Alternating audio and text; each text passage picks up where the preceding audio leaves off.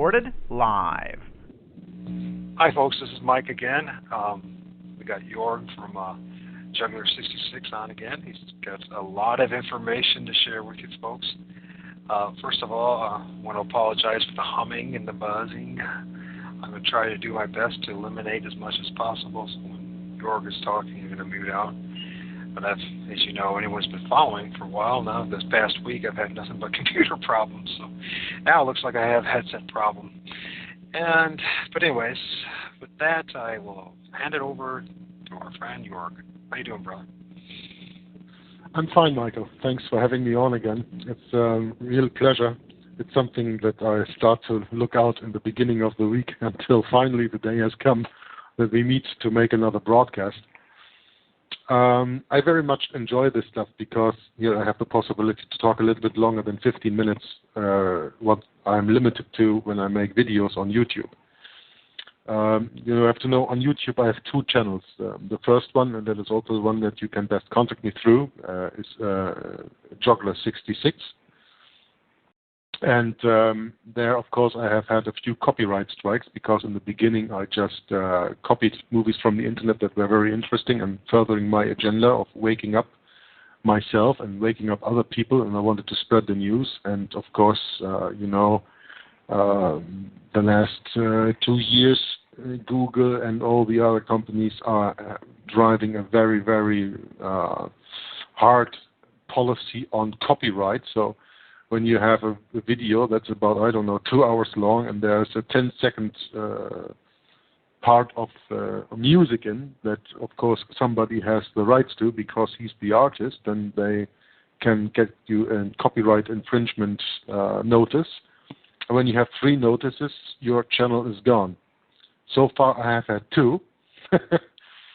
So after I received the second, I made up a second YouTube channel that is called Juggler's War on Disinfo, in one word. But that doesn't have that much attention as my first channel has, about 60,000 views. And with the first channel, I'm almost at 1 million views right now. But I had that backed up and uploaded all the important films there also. But generally, what I'm going to say is I just have 50 minutes to express myself on YouTube. Also on the second channel I could do longer uploads, but point being, in 15 minutes you cannot say that much, and here on the show I can explain things a little bit deeper, and we can go even from one subject to another as long as it's interesting for our listeners. So everybody who has been listened before, I welcome you back if you are back today, and everybody who is new to this broadcast, I welcome very warm in the name of Jesus Christ. We are doing this broadcast here. Michael and I, we are very devout followers of Jesus Christ. We accept sola scriptura, meaning the Bible only is our reference, especially when we deal about things and of identifying the truth and of identifying the righteous way of us to walk in this world. And we base that on the Bible that is known as the King James Version of 1611. That is the basis of ours. Because for anybody who's listening and who also maybe doesn't know which Bible to follow, because there are so many Bibles out there that sometimes you don't know whether this is the true word of God or not. The only thing that I can say is that all the research that I and a lot of other people did is that for English-speaking people, the AV 1611 King James Version is the most trustable Bible in the English version, in English. I'm just talking about English. I'm not talking about any other language, but then you have to see that the translation is right. My native language is German, and I always wanted to get a Lutheran Bible, and I have a Lutheran Bible from the internet. I downloaded it. It's the version from 1545 from Luther. But the problem is that Bible is written in handwriting in these old German letters and in old German style that even to me, as a German, it's kind of like dealing with another language and very hard to read. Then I found the same Bible as a PDF in 1545, Old Testament and New Testament. But there also the wordings are sometimes archaic, just old, just the way that you don't understand them very well. So I ordered a Lutheran Bible, but that seemed to be the Lutheran Bible from 1984, something like that, and I found some faults in there. So the reason why the KJV from 1611 is the Bible to check out, I give you some links that you can follow to verify what I'm saying. ButThe, who is, sorry to say, working for Amazing Discoveries, which is a 501c3 organization, and we will go into that later, what that means. But he uploaded a very nice movie called A Battle of the Bibles, where he explains the origins of Bibles like the NIV and the Douay Bible, which is, of course, the Jesuit Bible, and the KJV, and he explains where the sources are for these different Bibles. I don't go into that right now. You can watch the video. Just type in YouTube Battle of the Bibles, and then you have two other parts that follow that if you want to go do a deeper study, and those videos are called Changing the Words, part 1 and part 2. So in total it's, I think, a three-part lecture, and every part is at least an hour and a half long. So then you will get a lot of information why the KJV is the most trustable Bible in English, and that is the basis for our working that we do here on the broadcast and that I do on my YouTube channel. Of course, on my YouTube channel, that was not in the beginning that way, because in the beginning when I started my YouTube channel, I wasn't even an active believer in God. But as you heard already in, I think, the first show that we made, it was that journey of searching for the truth and getting into the New World Order studies that brought me to God. So the broadcast that we are doing here today, we are doing in the name of Jesus Christ, because he is the truth. Or as he said himself, I am the way, the truth, and the life, and nobody comes to the Father but through me. So we dedicate, of course, all our work for him, because it is not about us, it is all about him. It's all about Jesus, and it's all about our Heavenly Father who made us. So, last week we were talking about the so-called 10 Commandments of the devil, or as you remember, that were the points made by Alice Bailey, and we were just mentioning Alice Bailey and the connections of her. Alice Bailey had connections to Helena Blavatsky. Helena Blavatsky was the founding person of Theosophy, which is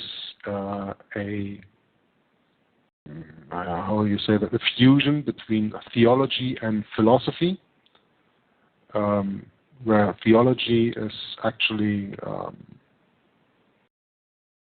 the belief in God, or religious founded point of view, whereas philosophy is more the human based point of view. So they merge these two, and that's theosophy, and from this theosophy raised the movement of New Age, the New Age movement. So I'm not going back into the 10 points that we mentioned last week, because we've done that excessively in almost 2 broadcasts.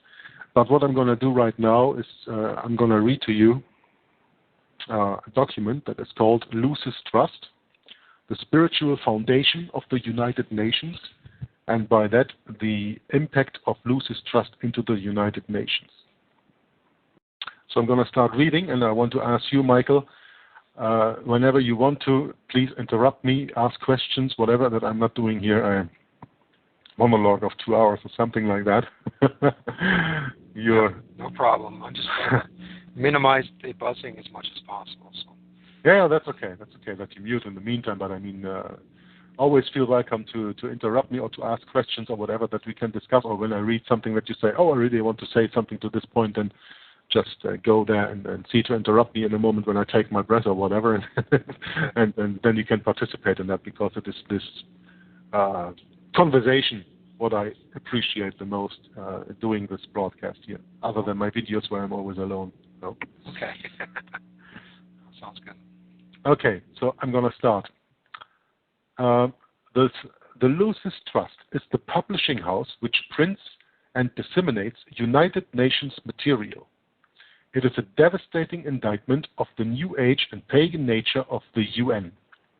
Lucis Trust was established in 1922 as Lucifer Trust by Alice Bailey as the publishing company to disseminate the books of Bailey and Blavatsky and the Theosophical Society.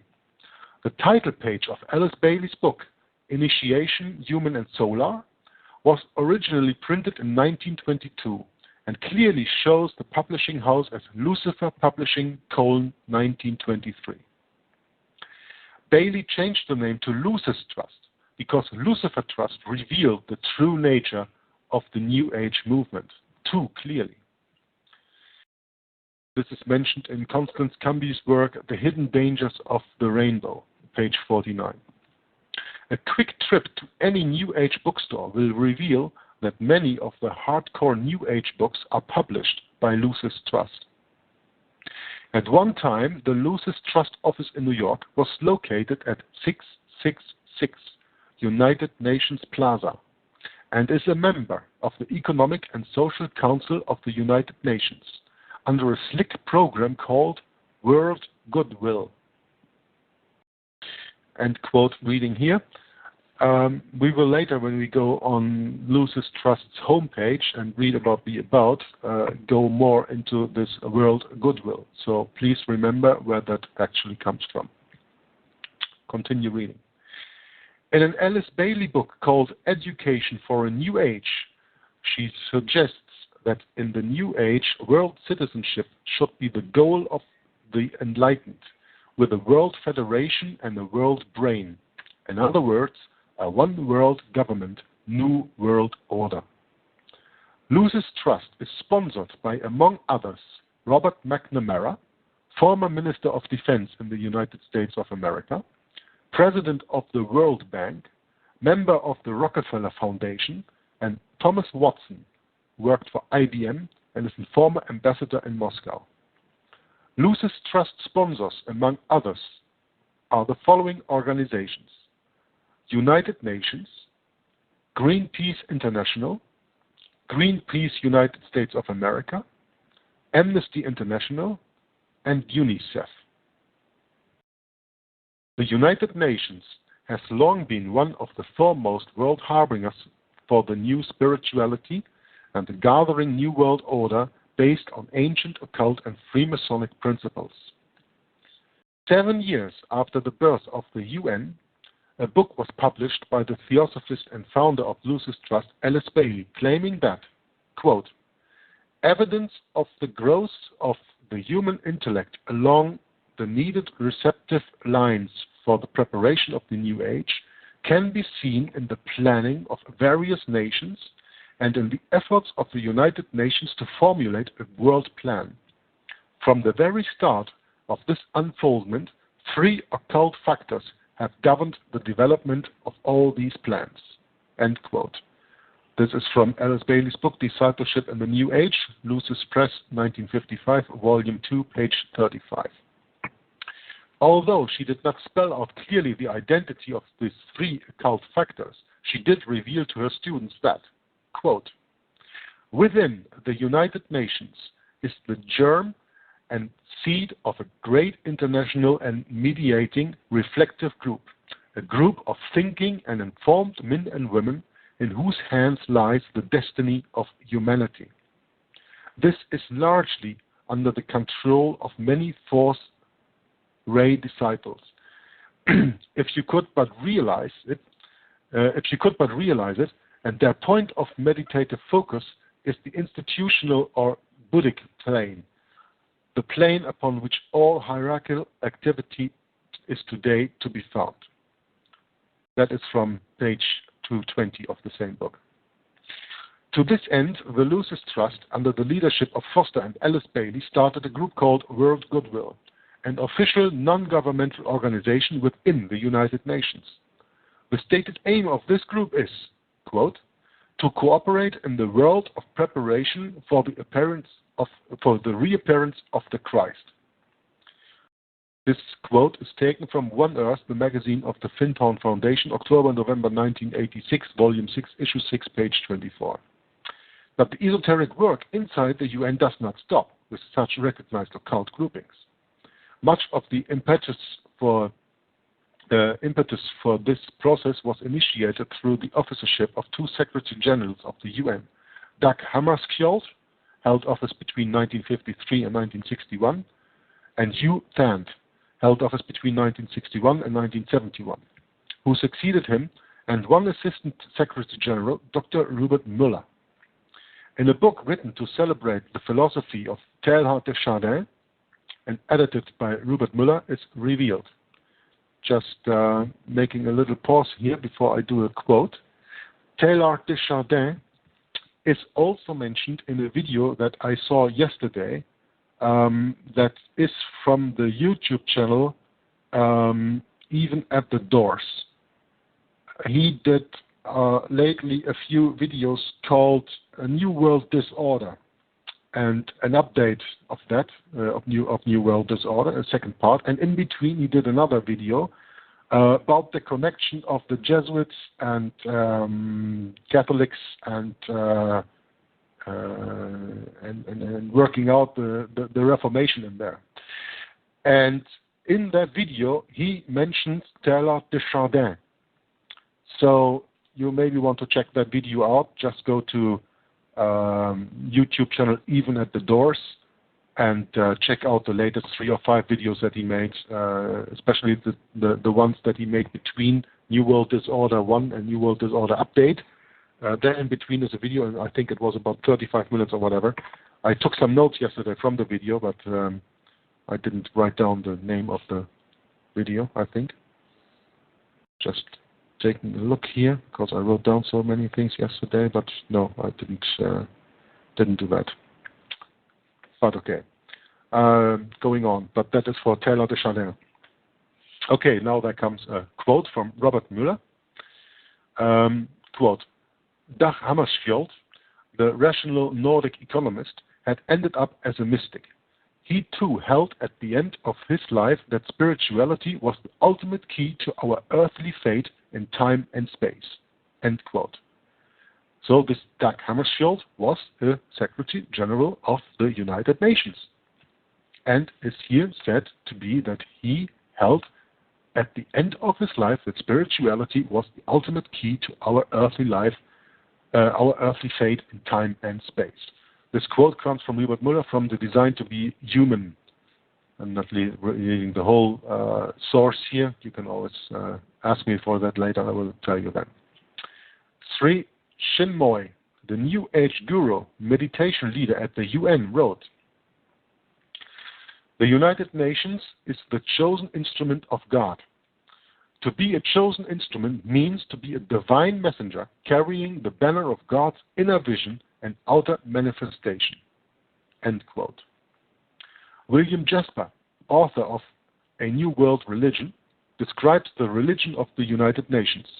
Quote, a weird and diabolical convergence of New Age mysticism, pantheism, aboriginal animism, atheism, communism, socialism, Luciferian occultism, apostate Christianity, Islam, Taoism, Buddhism, and Hinduism. End quote. Sorry, I'm starting to laugh here because is there anything that is pagan that he didn't count in there? He describes the religion of the United States as that. I mean, come on. Why don't people read more? Oh, it's so funny, you know, over here in Belgium we just had a national exposition in Antwerp about books. It's an annual something they do. It's called the Boekenbeurs. So that means it's an exposition. You have like a big exposition hall and all about books. You know, well, there is always what books do they have there in these exhibitions? The only books today that are sold are entertainment books like novels, of course cooking books, because people have forgotten how to prepare good food, so cooking books are very much sold. And everything that has to do with sexuality, now with this new movement of the gay, lesbian, transsexual, whatever movement, everything that is new age, all this stuff sells.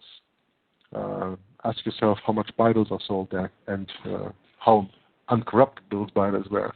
Probably not too much. When you read this from William Jasper, I think it is very powerful, so I'm going to just read it again.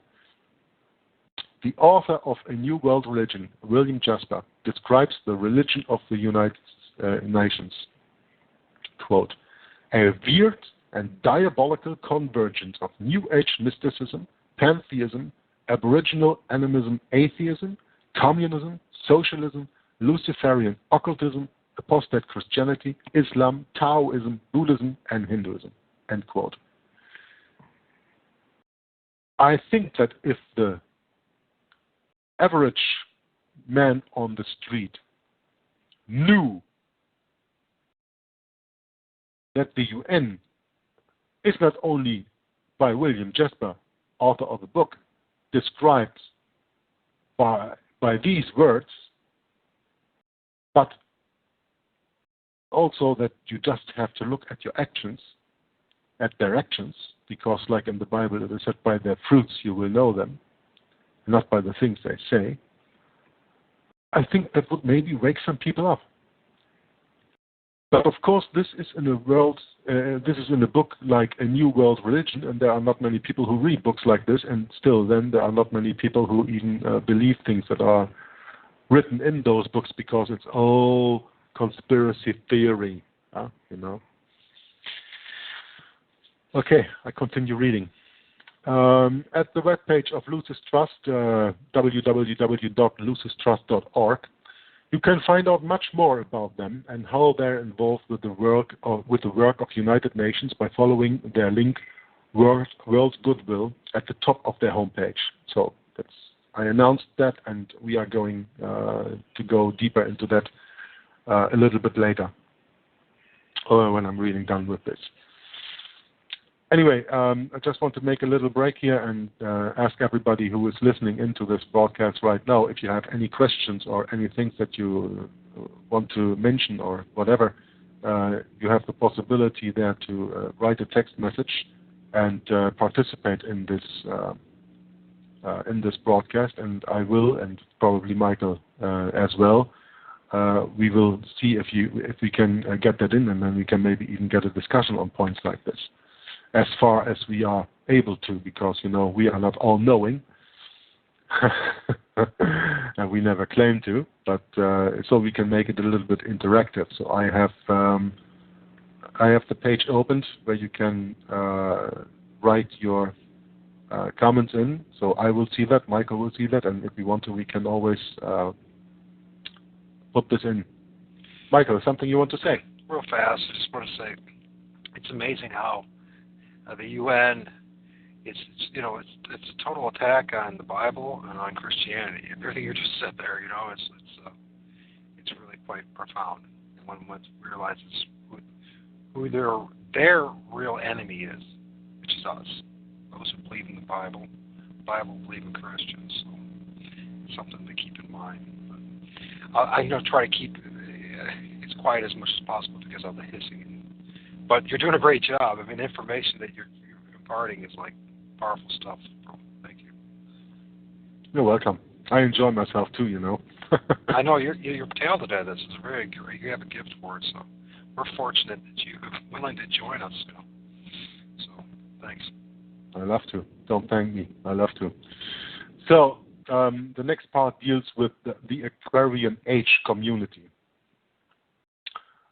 This website is sponsored by the United Nations, and the New World Order philosophy is there. The whole New World Order philosophy is there. There's a link here, and they say this website, so I'm just going to open that website and see what's it all about. The Aquarian Age community. Yeah, okay. That says enough already. Just seeing the site opening, okay. The page which explains the work of the Aquarian Age community, as they call it themselves, has this proud quote at the header of their page.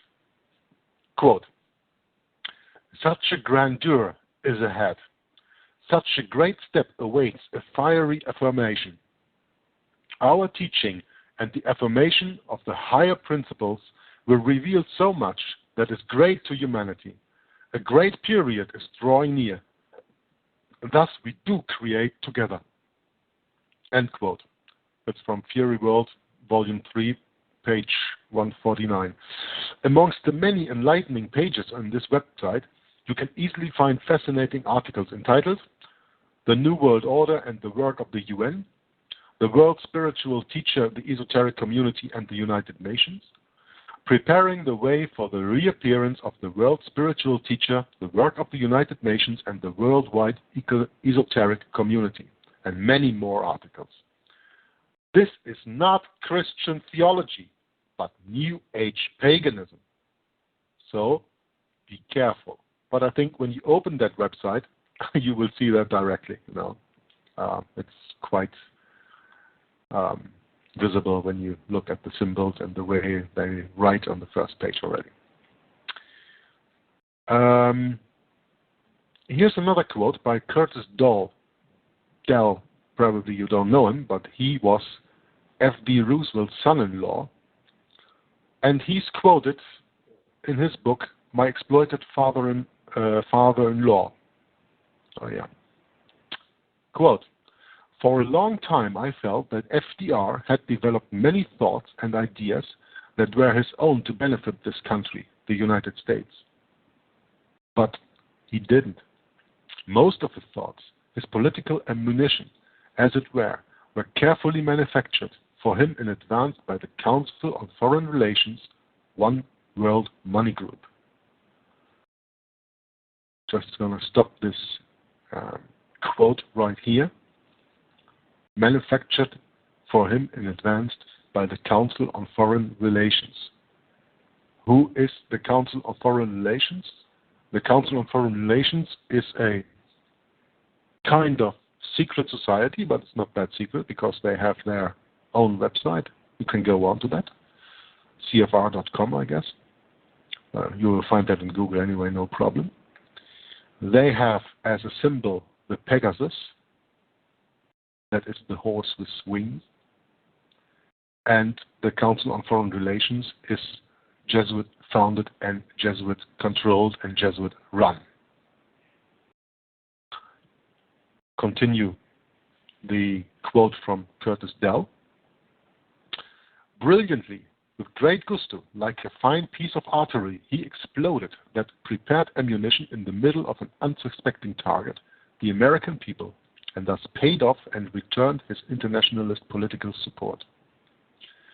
The UN is but a long-range international banking apparatus, nearly set up for financial and economic profit by a small group of powerful one-world revolutionaries, hungry for profit and power. The depression was the calculated shearing of the public by the world money powers, triggered by the planned sudden shortage of supply of call money in the New York money market. The one world government leaders and their ever-close bankers have now acquired full control of the money and credit machinery of the United States via the creation of the privately owned Federal Reserve Bank. End quote. I don't think that I have to go deeper into this, but I can promise you the site that I have looked up that we will go deeper today, one of the sites that I'm going to read from later on, is called The Vatican and the Jesuits, and that also deals, of course, with that. So I'm not going any deeper into this right now. Just saying, okay, this was the article or the page that I read about the connection of Lucis Trust and the spiritual foundation of the United Nations. So, an interesting anecdote maybe to say here about this. The United Nations had a predecessor that was called the League of Nations. That League of Nations was formed after World War I, and the United States of America neglected to join the League of Nations. They didn't want to at that time. So I think that the stronghold of the Jesuits at the United States at that time wasn't as strong after the First World War as it was after the Second World War. Because there, of course, the United States were one of the founding nations of the United Nations. And when you think about the things that I just read to you from this article, from this webpage, you have to consider there is always, with things like this, an esoteric and an exoteric meaning. What I mean by this is the esoteric is what the people who are involved in these organizations, certainly on a high level, they know what the real meaning of these organizations and what the real goals of these organizations and what the real intentions of these meanings and what the real ways of achieving their goals are. And there is the exoteric, and that is what they show to the layman, to you, to me, to your family,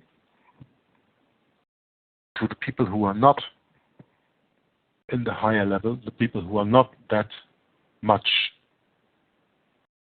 integrated into that knowledge. Esoteric and exoteric knowledge. It's the same with Freemasonry.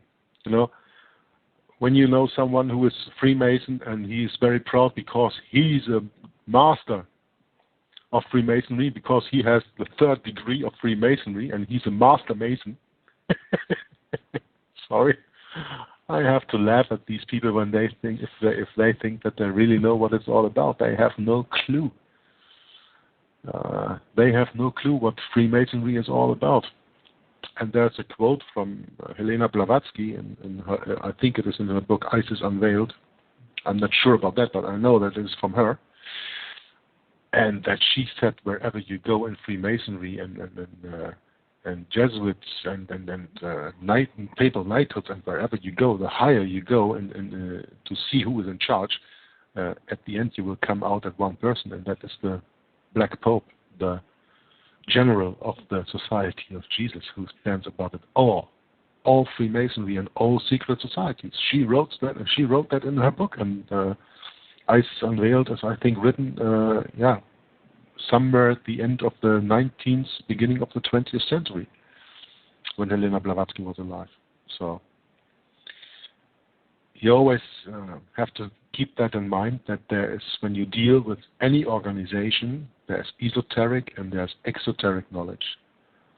And because the exoteric knowledge is always something positive, at least at first sight, when you just glance at it, when you just have a little look at it, when you don't go into deeper study of it, that is how they catch many people, and that's how so many people are being fans of all these stuff.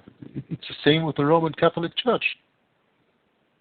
When you just don't think about, when you just look at the Pope, oh, he's a nice man. Look, he goes into prison. Look, he washes the feet of the prisoners. Look, he's taking that little child in his arms. Well, as a mom, you can be glad when you get that little child back, but you know what I mean. But when you see it just like that, of course, then the Vatican is wonderful, and look at this wonderful church and all this gold and all this, and they are so nice people and blah blah blah blah blah. Well, that's the exoteric. Just look a little bit at the deeper meaning of it all, and your eyes will really get opened. Anyway, I finished this little article, The Spiritual Foundation of the United Nations and the Connections to Lucis Trust. I will continue with the Lucis Trust website. Before that, Michael, is there something that you want to add or want to ask? I just find it interesting that, as we read this stuff, that what you're reading, that we look at Lucis Trust, and it originally was Lucifer Trust. Yeah, Lucifer's Trust, yeah. And apparently, it became too much of a problem for them to be so open about it, so they had to change the name. But, we're talking about its location was 666 United Nations Plaza. And it's also amazing, too, is that number crops up all over the place, and not just in scripture or on the television or an advertisement, but there's an awful lot of buildings and their locations with 666 throughout at least the United States. I don't know about the rest of the world, but in this country. And yeah, a lot of things. Like, sorry to interrupt you here, but for example, you got this energy drink, Monster drink. You know that one? Leave your mic on. It's okay. You got this Monster drink, and it's got this 3 stripes. These 3 stripes are also a sign for 666. Yeah. Oh, yeah. Most people don't even know that, and they drink that stuff. Blah. Okay. Here's another little tidbit. As far as these FEMA camps and all that go, well, at least during World War II, when they had the prisoner camps in the United States, guess how many the number was throughout the states? 666 prison camps throughout the United States. They're right. Now, why did they just stop it? Why did they stop at 666? Why not 650? Why not 700? Why 666? I don't know with these concentration camps. That's interesting. But for example, let's just go into something that everybody can put in front of his eyes. In Washington, you have the Washington Monument, this big obelisk. Yeah? Yep. It's right there at the White House. That obelisk is 555 feet high. Yep. It's when you measure how deep it is beneath, you have the length and you have the width that you measure. That's 55 and a half foot. The length. And the width is also 55 and a half foot. Now, do the math and add 55 and a half plus 55 and a half plus 555. How much do you get? 666. Voila. Right in your face. Hidden in plain sight. Isn't it amazing? Oh, it's all coincidence. You're a conspiracy theorist, Michael. Apparently. You're paranoid. You know. Yeah. Everywhere you go, you see 666. You know. And the problem is, it's actually there. That's the problem. Yeah, that is. And when you show it to people, they still do not want to believe it. Like when you show them the road map of Washington, and you can see the pentagram. That Washington was built on a pentagram, the way the streets flow, and all that stuff. You can show that to people and they say, "Oh, that's coincidence. Oh, there's nothing to say." No. Well, it's interesting to going back. So it was as the Jesuits in Rome has taken over this country, or this. Let me rephrase this: as they've taken over this portion of North America, you want to call it country, whatever you want. They have, as they've done that, things have become more and more satanic in symbolism, in everything. Mm-hmm. And there's a reason for that. That's why in the Bible, Revelation 13, when we deal with the 2 beasts, we deal with the first beast that comes out of the sea, that is the Vatican, coming out of the heavily populated region of Europe. And you have the second beast, the United States of America. The beast coming out of the earth means a unpopulated part of the earth, because, Indians lived there, the native Indians, Native Americans lived there in North America, but they were about, 20 million? So that's a vastly unpopulated area. And where was I going with this now? I think you're going with the image of the beast. It's stated there that the second beast is like a lamb with 2 horns. 2 horns are standing for the civil and spiritual power. It has 2 horns like a lamb, but it speaks like a dragon. And that what you were saying right now is exactly that. It started out as a lamb because it came out of the 13 colonies that were Protestant. And then they founded the United States of America, and they put in the Constitution the freedom of religion. And with the freedom of religion, they allowed the Roman Catholic Church into the country. Because until 1776, it was forbidden for any Catholic to hold office. It was forbidden to hold Mass. Christmas was forbidden. All these pagan holidays from the Roman Catholic Church were forbidden. And that stopped with the founding of the United States of America.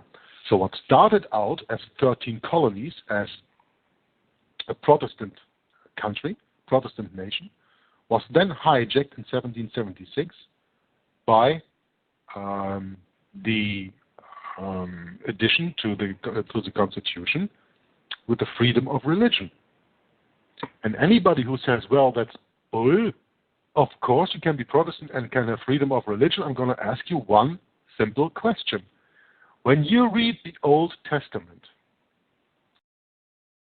and the Lord God, the Lord of Israel, got the people out of Egypt, and he led them 40 years through the desert, did he allow freedom of religion? Or did he give them at Mount Sinai 10 commandments, where the first commandment of them all states, I am the Lord thy God, and you shall have no other gods beside me? Is that freedom of religion? I would say no. I don't think God wants you to have freedom of religion. God always warned of other religions. He said, when Joshua took the people over the Jordan and went into the land of the Canaanites, he said, don't even look at their idols. Don't even look at their practices. Kill them all. Destroy them all. Don't even look. So there is no freedom of religion under the rule of God and under the law of God.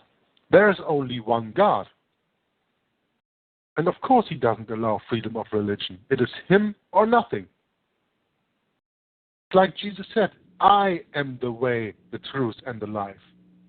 And nobody comes to the Father but through me. You can always connect that sentence with freedom of religion. So when you look for another religion than the religion of the belief of Jesus Christ, then you will not come to the Father. And you will not have the possibility of eternal life. Because let's be honest, the earth is about 6,000 years old, and we are here for, I don't know, when you get lucky, 90, 100, maybe a little bit over 100 years, but then you have to get really lucky. And otherwise about, I don't know, 50 years or some. I mean, there are people my age who have died already because of a heart attack and because of other diseases. And, you know,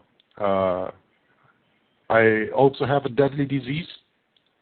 So I don't know when it's done. Can be tomorrow, can be next year. I don't know. I don't care because I found my peace in Christ. But you think these few years given us here is everything? That's it? I don't think so. So freedom of religion is just a possibility for somebody who is oppressed to come in through the back door. And that's exactly what they did.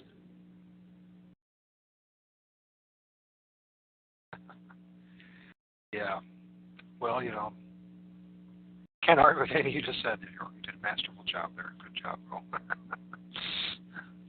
Okay, then I'm going to go on and read a little bit about this Lucis Trust website. I'm not reading it all. I'm just flying a little bit over it because there are so many other things that are so important that we have to. But when you go to the Lucis Trust website, so that is, I give you the address and you can look it up while I'm going along here, and www.lucistrust.org. Lucis Trust, LUCISTRUST.org. And then you go to the About page. It states the following, quote, The activities of the Lucis Trust promote the education of the human mind towards recognition and practice of spiritual principles and values upon which a stable and interdependent world society may be based. Activities. The activities of Lucis Trust include the worldwide financial support of the Arcane School, the Lucis Publishing Companies, World Goodwill, we mentioned that before, Triangles, Lucis Trust Libraries, and Lucis Productions. By the way, when you go to the part here, publication store, the first link you have there is Alice Bailey Books, and there you can get all the books of Alice Bailey, all this Theosophy, New Age stuff you can learn about there.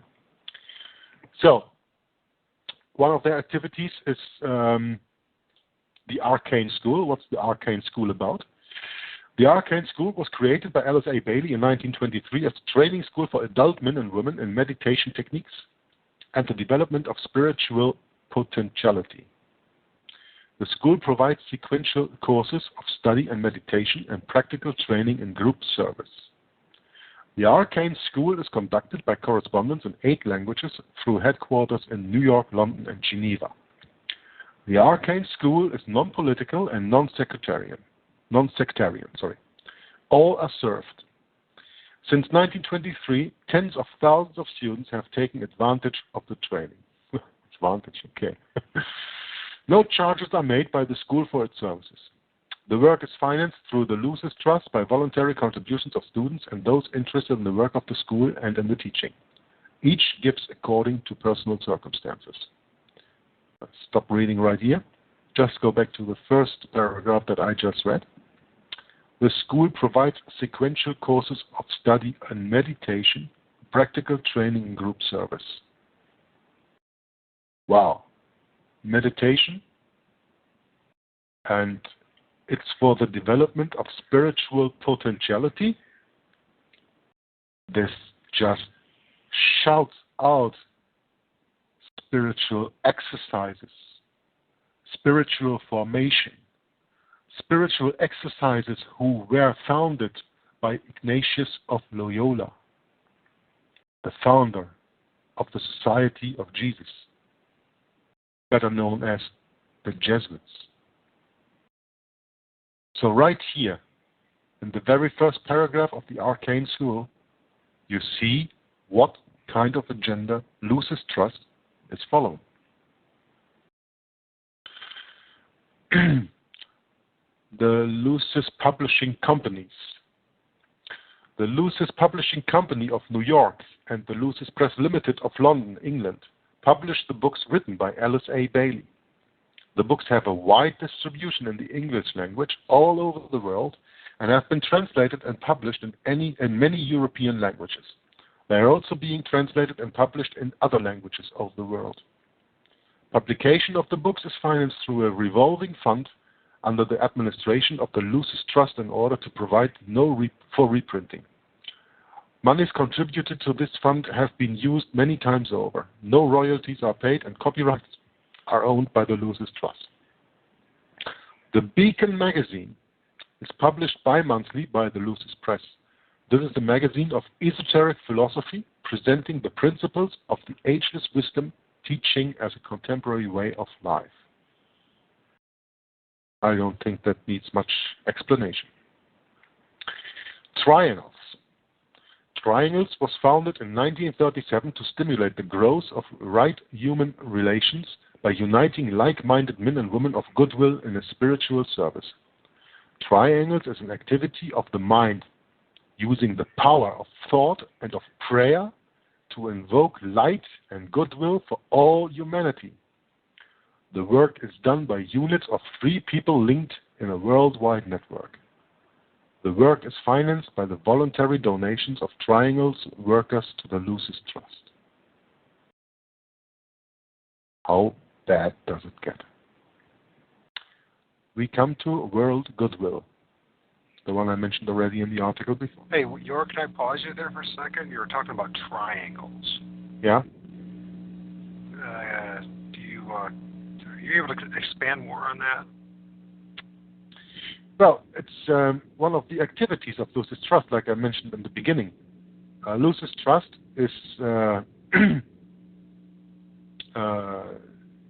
activities of Lucis Trust include the worldwide financial support of the Arcane School, the Lucis Publishing Companies, World Goodwill, Triangles, and Lucis Trust Libraries and Lucis Productions. So that's one of their activities they do, and they just call it Triangles.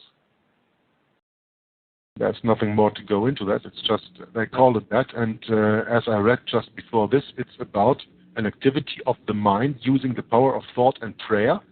You can probably say contemplative prayer, of course, which comes from the Jesuits, in the light of goodwill for all humanity, you know? Right. Well, just triangle, we're talking about the shape triangle, right?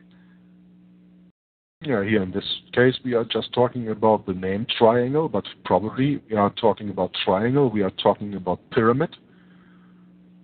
Right.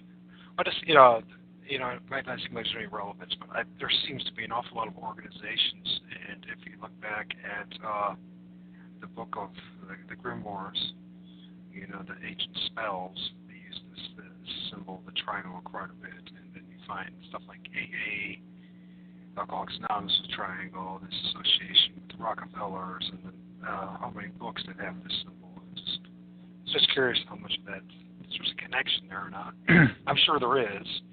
Yeah, okay. I'm just telling you a little bit more about triangles because you can go to another part of this of the website, and the triangles is a little bit explained. A network of light and love enlarge the work of the triangle so that subjectively and etherically light and goodwill may envelop the earth.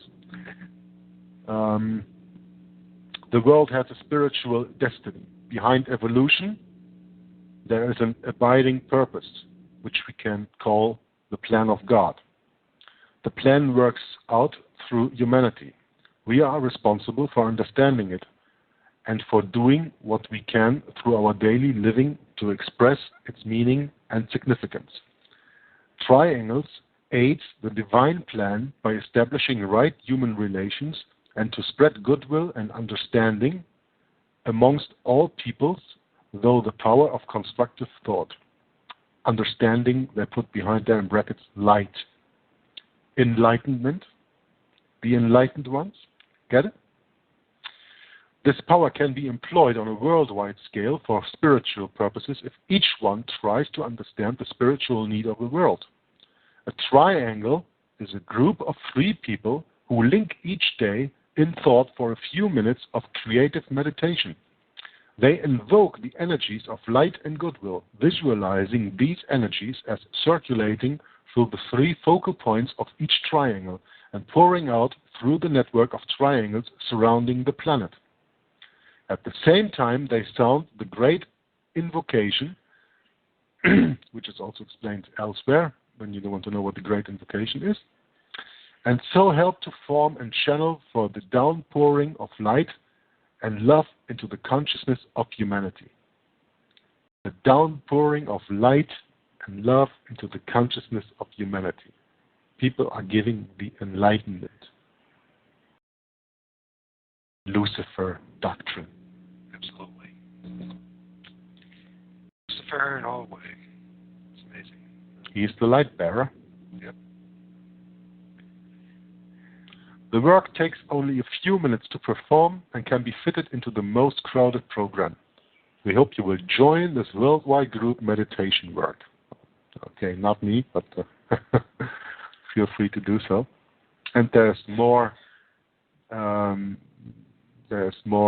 information on all these points that I just mentioned, what triangle is all about. So I hope this answers your question, Michael, that you just had.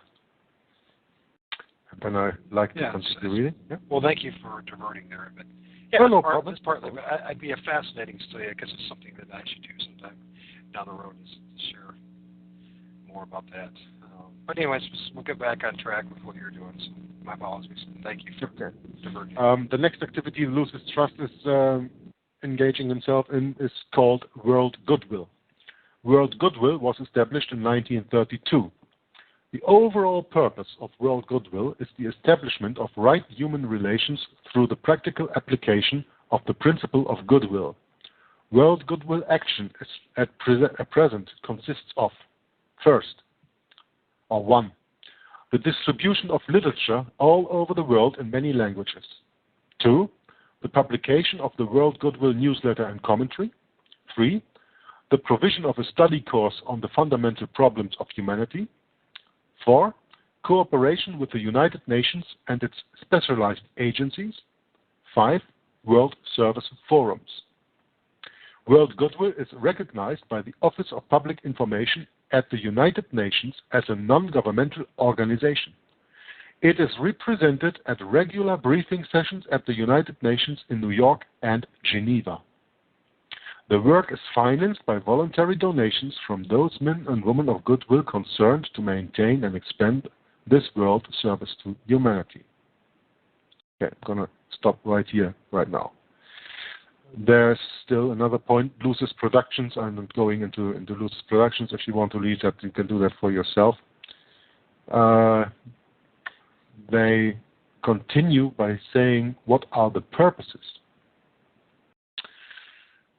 Purposes. The world activities of the Lucis Trust are dedicated to the establishment of human rights relations. They promote the education of the human mind towards recognition and practice of the spiritual principles and values upon which a stable and interdependent world society may be based. The Lucis Trust is non-political and non-sectarian. It sponsors no special creed or dogma. The motivating impulse is love of God expressed through love of humanity and service of the human race. End quote. Well, when you are just a person who gets lost on this side, on I don't know whatever reason you come to there, and you just read this and you say, the motivating impulse is love of God, well, that's a good thing then, isn't it? That's the exoteric. That's what I meant. They catch you with phrases like this. It's for the love of God. But they don't tell you which God. Because when you go into meditation and this prayer groups they have now, this contemplative prayer, that is not of the God of the Bible. That is of the prince of this world, Satan. Let's call him what it is. That's why Lucis Trust formula was Lucifer's Trust. That's no accident. I just go for the last little part on this page, the creation and the operation. And now please pay attention. This is very, very important, this first paragraph. The Lucis Trust was incorporated in the United States in 1922. It is officially recognized by the federal government, 501c3 status, and by various state governments as tax-exempt. The Lucis Trust is registered in Great Britain, Holland, and Germany. It has bank accounts or financial agents in many other countries, including Geneva, Switzerland, where the European headquarters of the world is established. End of the first paragraph. Now, first of all, one of the most important parts in this first paragraph is in the first sentence, that it is recognized by the federal government with a 501c3 status. I could do a whole broadcast only about the 501c3. I'm not going to do that. But if you want more information on that, contact me via my YouTube channel, Jorgler66. Ask me to forward you information about the 501c3 status and what's it all about. Some weeks ago, I met a pastor here in Belgium. Bill Schwartz is his name. He comes from an organization that seems to be a Protestant organization here in Belgium, and I have very much trouble to find anything that is a little bit, on the same page as me by following the Bible. And I got advice to contact him by a friend of mine from, don't laugh now, from Panama. He sends me an address from a church in Belgium, where I live. Funny. And he came here and he said that he has a mother organization over there in the United States, and they are a 501c3. And he didn't know what was wrong with that. So I explained it to him. Haven't heard since of him. People don't like the truth, you know. Everybody considers honesty a virtue, but nobody wants to hear the truth. Yep. So the Lucis Trust is a 501c3 status, officially by the federal government recognized organization. It has bank accounts of financial agents in many other countries, including Geneva, Switzerland, where the European headquarters of the work is established. Geneva, Switzerland. Do you remember the broadcast that we had with our friend Sean Ross, coming from Switzerland, who is one of these days imprisoned over there for speaking out freely about the truth, about the corrupt Nazi police they have over there in Switzerland? And of course, in Zurich, you have the BIS, a Bank of International Settlement, but that's something that we go into when you read the next article, because that's also mentioned there. Yeah, Michael. Yeah, I just want, concerning Sean, folks, for those who are listening and those that will be listening, that we ask that you pray for him and his family. In the next, when we talked to him on Sunday, he was going to be going into prison very shortly for something that he shouldn't be going to prison for. He's a good man, and he needs our prayers. So could you please pray for him and check out his YouTube channels as well. Sean Ross. His first name spelled S-E-A-N, last name H-R-O-S-S. If you type in that, you'll easily find his YouTube channels and support him. There's a lot of good information from that man. So with that, I'll leave it back to you. Okay. Yeah. And he is from Switzerland, and he will tell you all about a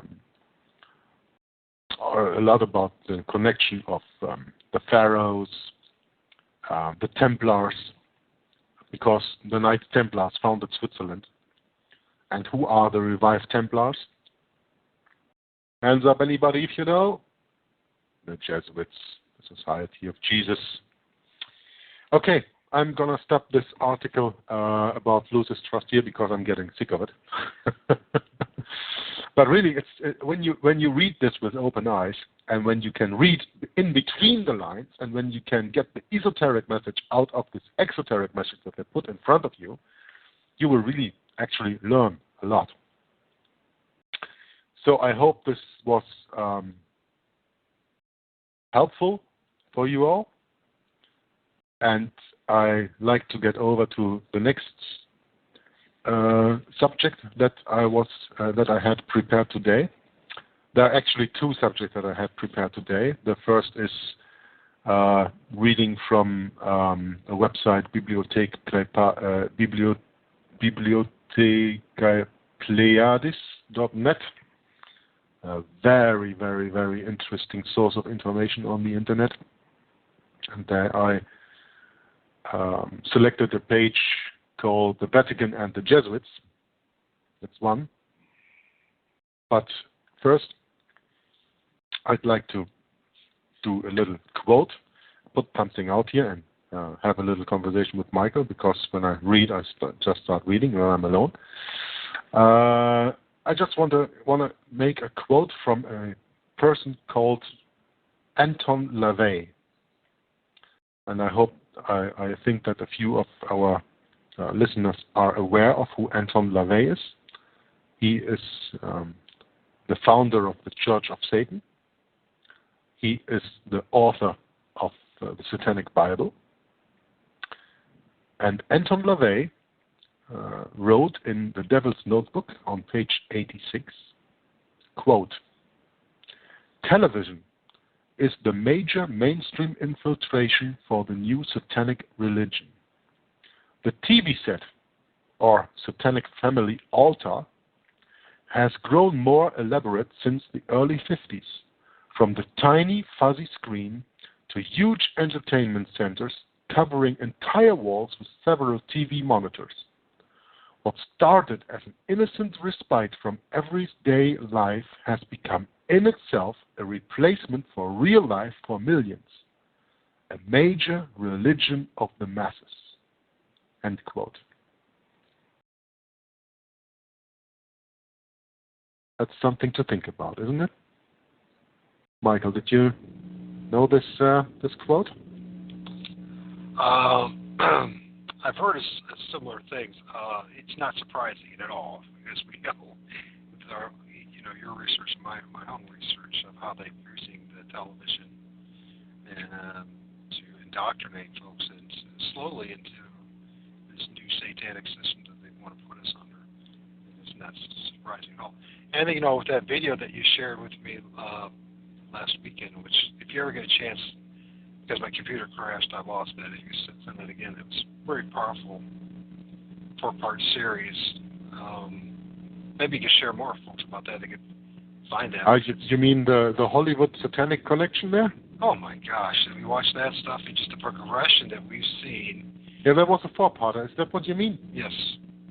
Yes. Yeah, I can forward that to you. Yeah, no problem. Yes. But I mean, the images that he showed and how he described how how things, and you brought this up too, in the last show. That's how even like the superhero characters are getting more darker, and the characters on television are getting more darker, much more Luciferians, and very much. Yeah, the best example still I think is Batman. About the last movie, The Dark Knight. Yeah. You remember Batman in the 50s and the 60s when he started? He was just a nice man, upholding the law in Gotham City, fighting supervillains, being a good guy, and now turning into something dark.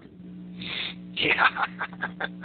If that doesn't tell you something, I don't know what does. But but not only that, but you look at all the characters that are coming out. What was that one that Sean did? The Disney character, the witch, where she has her uterus on top of her head and all that, and the wings. Angelina Jolie. Yes. Her name means pretty little angel. Yeah. Angelina means angel, and Angelina means the belittling form of angel. And Jolie is French, Jolie, for pretty. Right. So Angelina Jolie, pretty little angel, without a uterus and without a breast. Yeah, and as you shared before in the previous shows, is that how many of these, famous movie stars, television stars, are Luciferians and Satanists themselves, and are coming out in the open and admitting it. I mean, let's look at the Grammys and what's going on there with all the satanic rituals right in front of people's faces. There's a very good YouTube channel. Sorry to interrupt you, but there's a very good YouTube channel who exposes these Illuminati in Hollywood and in the music industry. I think this name is Good Fight Uploads or Good Fight Ministries. Good Fight Ministries, I think. And he has very interesting work on YouTube on that.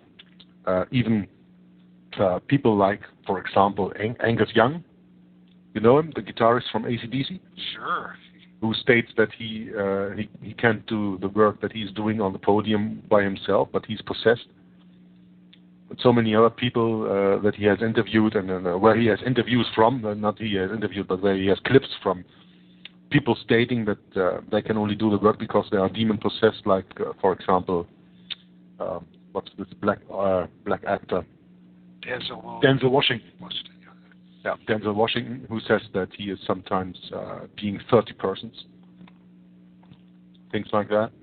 It is really disturbing. And the thing is, they're slowly coming out in the open.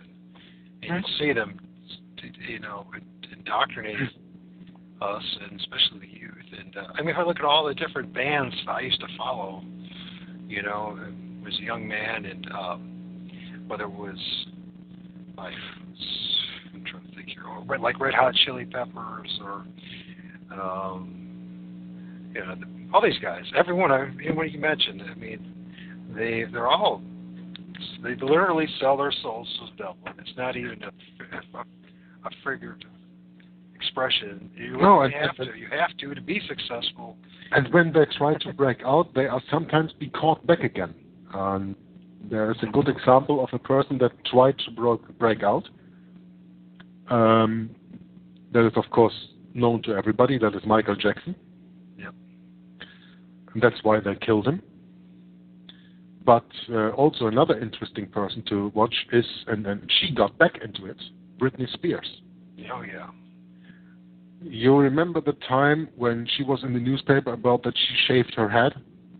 Oh, yeah, sure. That was about the time when she was cut loose of the demons and when she cut loose of the Illuminati.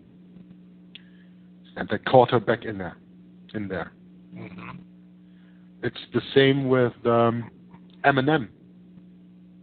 My son is, if he's not the biggest fan of Eminem in the world, then he's the second biggest fan of him. I mean, yeah, really. And some years ago, I don't know, 2 years ago, if I'm not mistaken, 2 years, maximum 3 years. It was not more than 3 years ago.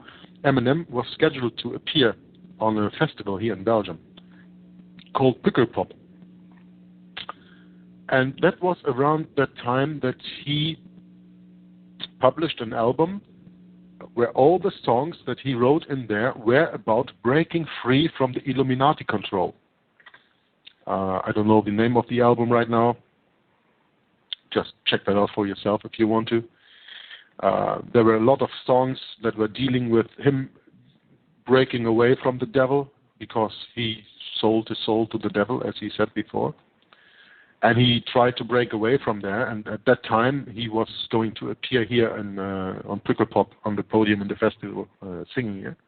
And my son bought a ticket to go there. So he was about, I don't know, 3 years ago, and maybe he was about 19. And the day before the festival started, a tornado came here in Belgium. There's never a tornado. And crushed through the festival era, took down the podium, killed 2 or 3 people, and the whole thing was cancelled. And Eminem never got here. Just think about this coincidence. Nothing's a coincidence. Nothing is a coincidence. You know, and when you then go back to the last album that Eminem made, he's 100% back into the Illuminati. He made the song with Rihanna, who is like the new Madonna of the Illuminati. And all his songs on his latest albums, everything that he did after this one album is absolutely back into satanic worship and Slim Shady stuff, using drugs, killing people, raping people, you know. He's completely back into it. And when you really try to get away, well, then you end like Elvis. Then you end like Marilyn Monroe. Then you end like Whitney Houston. Then you end like this other one. Who was that there? She did this. I didn't like the music very much. She had this long black hair. Some years ago she died. From England. What's her name? I know you're saying. I can't think. It's on the tip of my tongue, but you know I'm not listening to all this music anymore. But I know. I can't remember anything. Half the stuff I used to listen to, the names either. I mean, I used to be a musician and all that too, and play quite a bit out in bars and all that kind of stuff. And yeah, I just don't have any desire for it. Just you know, and one of the videos, and I have the link here, and I can give you the link later if you want to, Michael. In this video, there's explained what the word entertainment means when you split it up, when you analyze the word. Television is, of course, for entertainment. Okay. Right. So, what does this entertainment stand for? Enter means to come in. Tain means to possess. Yep. And ment is the state of where you mentally are. So entertainment means to come in, possess, and keep in a state of possession. And that is exactly what television does. Absolutely.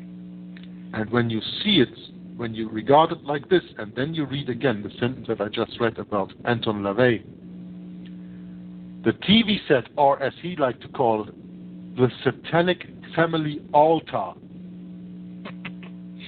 Which it is. It absolutely is. I mean, there's no doubts about it. You know. This is just in your face, you know. It's just in your face. So, Michael, I'm going to ask you, we are in for an hour and 17 minutes right now. Okay. I ask you, what do you want to continue? Do you want to continue on the video that I told you about the statements of that the Pope have done about what the Pope is all about? That I can read the statements, or do you want to go, which I like to prefer, into the page that I read from the Vatican and the Jesuits? What's your preference? Well, you know, as far as quotes from the Pope, I mean, they're all out there online everywhere. So, yeah, I mean, why don't we just go with the latter one, like you said you want to do, and it sounds cool. You know, if you still want to go back, if you still want to go back to the quotes of the Pope, that's fine. But I like the quotes of the Pope too. But I think that is maybe an idea that we do on another broadcast when we prepare both a little stuff that we can share then, and we can call that exposing the Roman Catholic cult. Okay, yeah, fine. Well, that's definitely what it is. It's the largest cult in the world. Because the video is also called six signs to identify a cult. So. Yeah, but then we do it next time. I'd love to, and we can see how far we get when I read this site right now, because I'm really on fire and I do not want to stop right now. Okay. Well, I'm going to mute out so you can go do that. Yeah, that's okay, but please feel free to come in every time you want to interrupt me or whatever, and I'm just going to read that site right now. Okay? Well, folks who haven't heard this show yet with Georg, usually I do. Georg does a really good job of keeping on track, because I usually take him this way and that way and everywhere. But today, because of the hissing of my audio or my headset, I don't want to say too much, because it's just going to take away too much from the show. So. All right, bro. Go ahead. I'm going to get out. Okay. So I'm reading a little bit from a website that is entitled The Vatican and the Jesuits. And I'm quite sure we don't cover it all today, because I went through it in a rush, and it's not only very long to read from the beginning to the end, but also it is linked to, of course, other sites like to the Jesuits itself, to the Black Nobility, Sociopolitica, Masons and Knights Templars, and the dark history of the Vatican. These are all sites linked to just this one site that I'm going to read from right now. So when you start this, you are in for a long journey. So I hope everybody has taken a little time to bathroom break. That we can continue right now. When I need to go to the bathroom, you will hear, because I'm going to say, Michael, take over for 5 minutes. Okay, I'm going to start reading the Vatican and the Jesuits. And I will start with a quote that is from John F. Kennedy, probably a person that you all heard about, and even a speech that you all heard about, because it is his so-called Secret Society speech on April 27th, 1961. And there's one thing that is not in this quote, but I will add that to this quote, and then you will understand what this is all about. So, I'm quoting JFK. The very word secrecy is repugnant in a free and open society, for we, as a people, inherently and historically opposed to secret societies, to secret proceedings, and to secret oaths. For we are opposed around the world by a monolithic and ruthless conspiracy that relies primarily on covert means for expanding its sphere of influence, on infiltration instead of invasion, on subversion instead of elections, on intimidation instead of free choice, on guerrillas by night instead of armies by day. It is a system which has conscripted vast human and material resources into the building of a tightly knit, highly efficient machine that combines military, diplomatic, intelligence, economic, scientific, and political operations. Its preparations are concealed, not published. Its mistakes are buried, not headlined. Its dissenters are silenced, not praised. No expenditure is questioned. No rumor is printed. No secret is revealed. End quote. I made a little mistake in the beginning because the part that I really want to emphasize from this quote is in here, but I just read over it before, so it's no problem. And that is one of the most important things, that is the most important part of this whole speech that probably never the people really understood, because otherwise, I mean, JFK was killed 2 years later, 2.5 years later, because this speech is from April 27, 61. He was killed November 22nd, 1963. By the way, November 22nd, 11/22, 11 and 22 is 33. Okay. He says,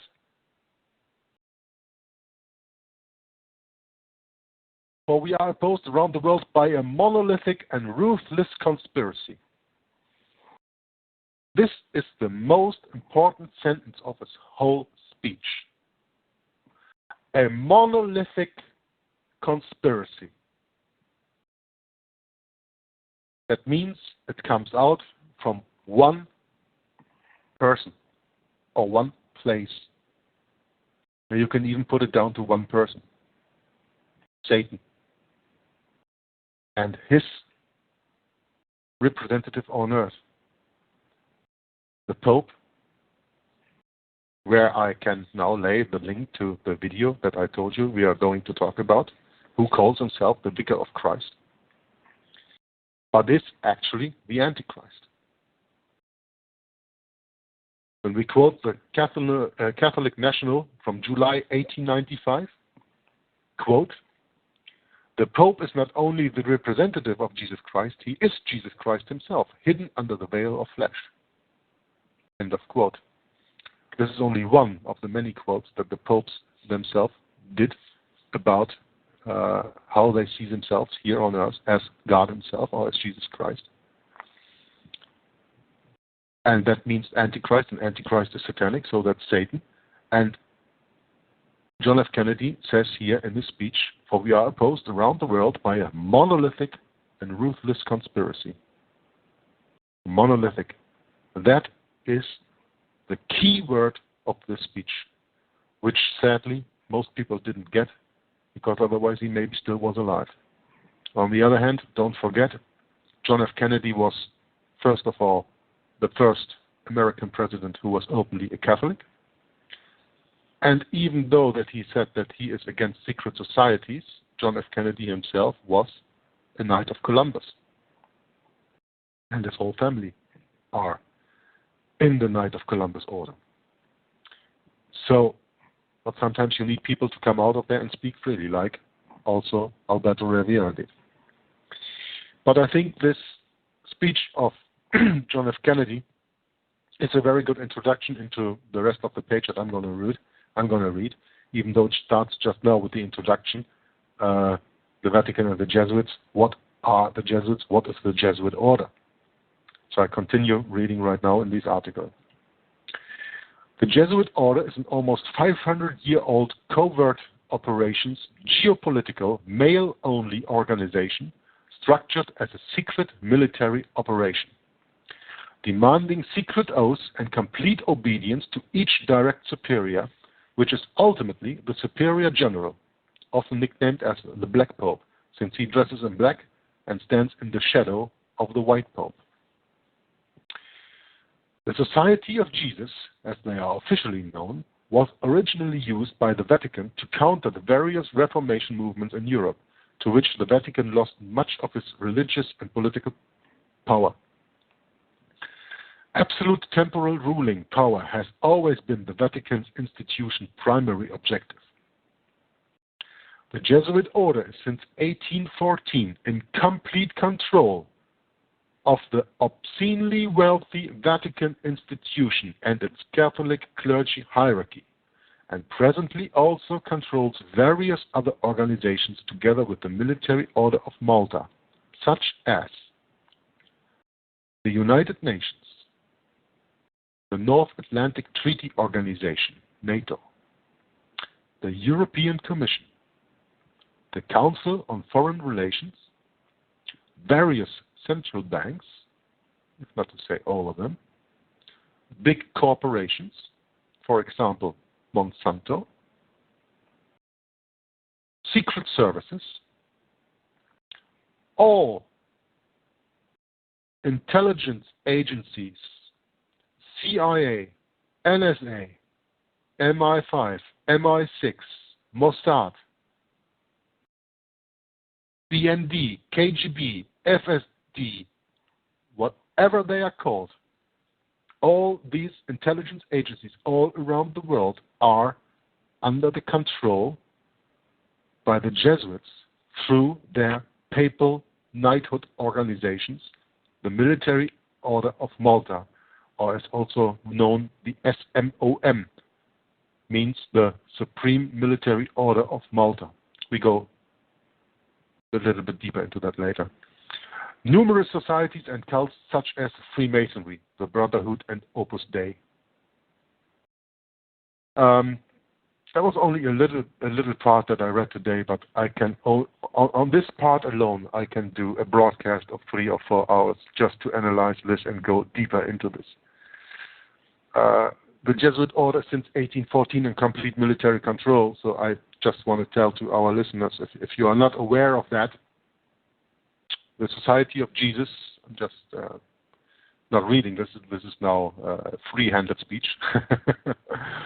The Society of Jesus was founded in 1534 by Ignatius of Loyola and Francis Xavier. They got papal recognition by Pope George something, I think, in 1540. The Pope first didn't want the Society of Jesus working for the Vatican. What convinced him was that the members of the Society of Jesus would not only take the 3 normal vows that every devout person had to take if he wanted to become a servant of the Vatican, means the vow of chastity, the vow of poverty, the vow of celibacy. But Ignatius of Loyola added a 4th vow. And if you want to, we can go into this 4th vow, but not today, because otherwise I'm done reading this page, because that is so interesting and so far-leading that we can go into that another time. But because of this 4th vow, the Society of Jesus was actually put in working by the Pope at that time. And what was the Society of Jesus for? Well, we go into that later when I read this here, but actually the reason for the founding of the Jesuits was to work on the Counter-Reformation. And they started that with an 18-year-long meeting they had that is called the Council of Trent, and that found place between 1545, so just 5 years after the founding of the Jesuits, or the recognition by the Vatican of the Jesuits, and 1563 for 18 years.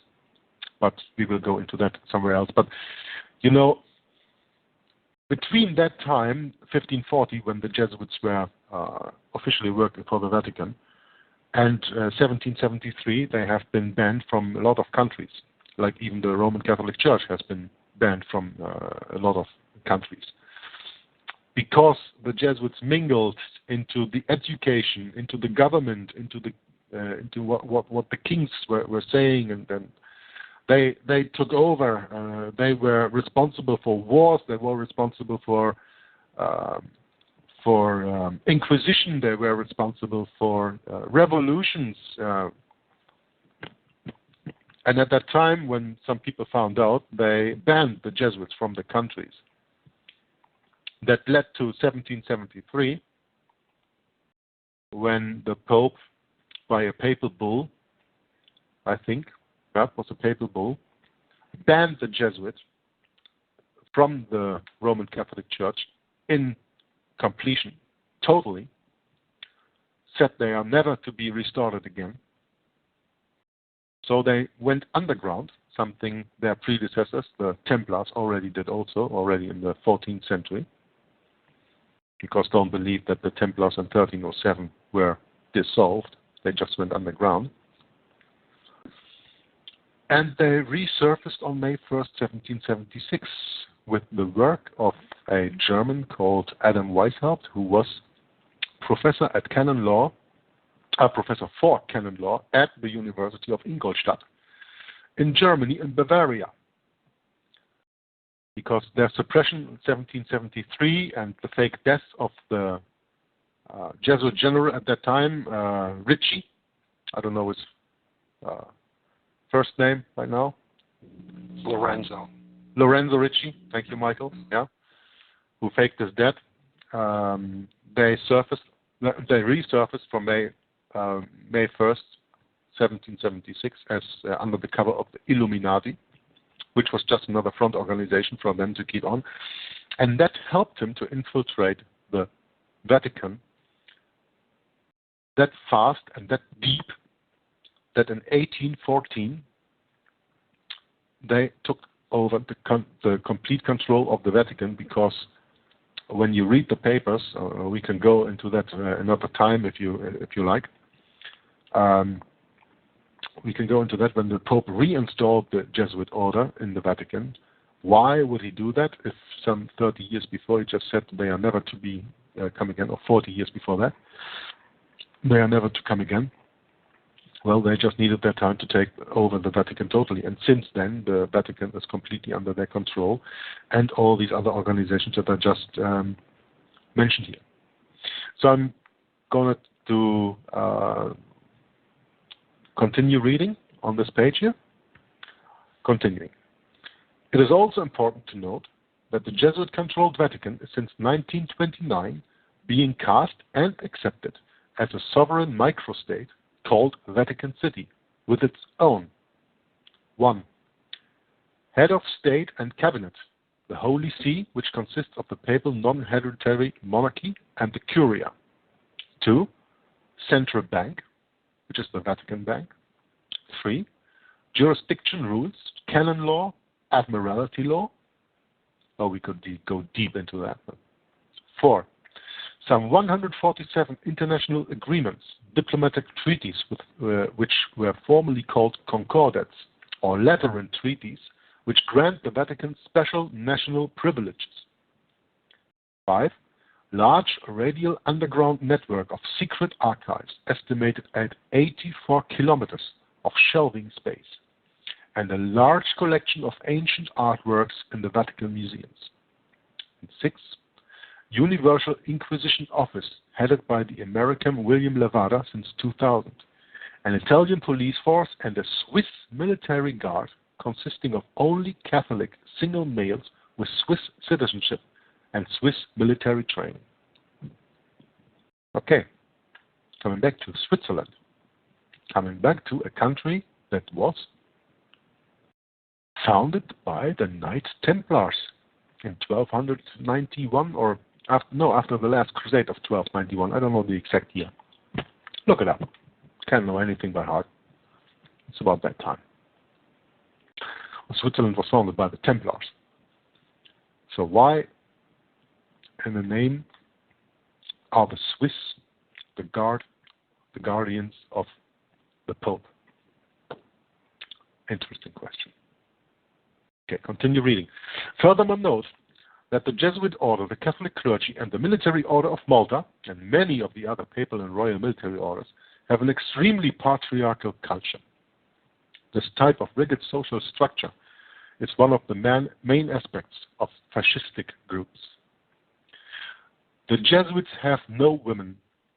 They have no love of a woman.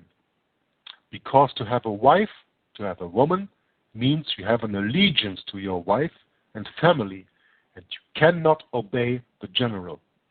That is why they will never be married, and that's one of the great keys to their success.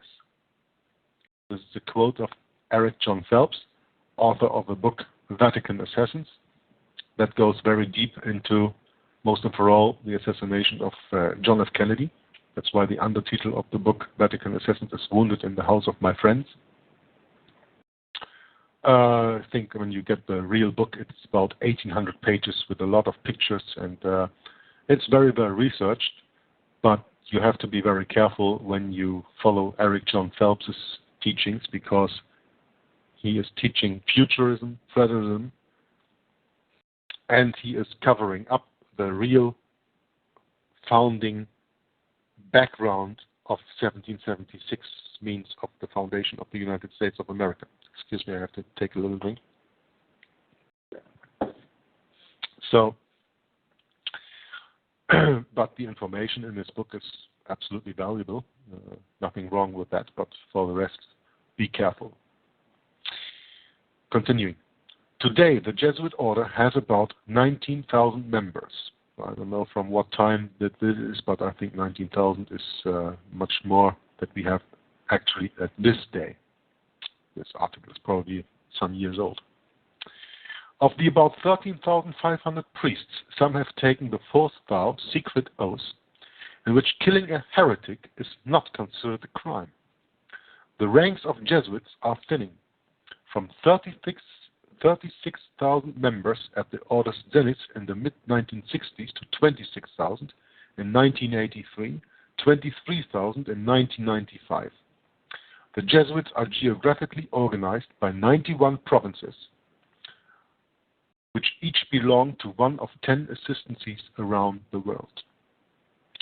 Let me just interrupt here. 10 assistancies around the world. You read in the Bible of 10 kings in the last days. They have not given power yet, but they will have short time of power. 10 kings, and there's a map where you can see how the world is divided in 10 different regions.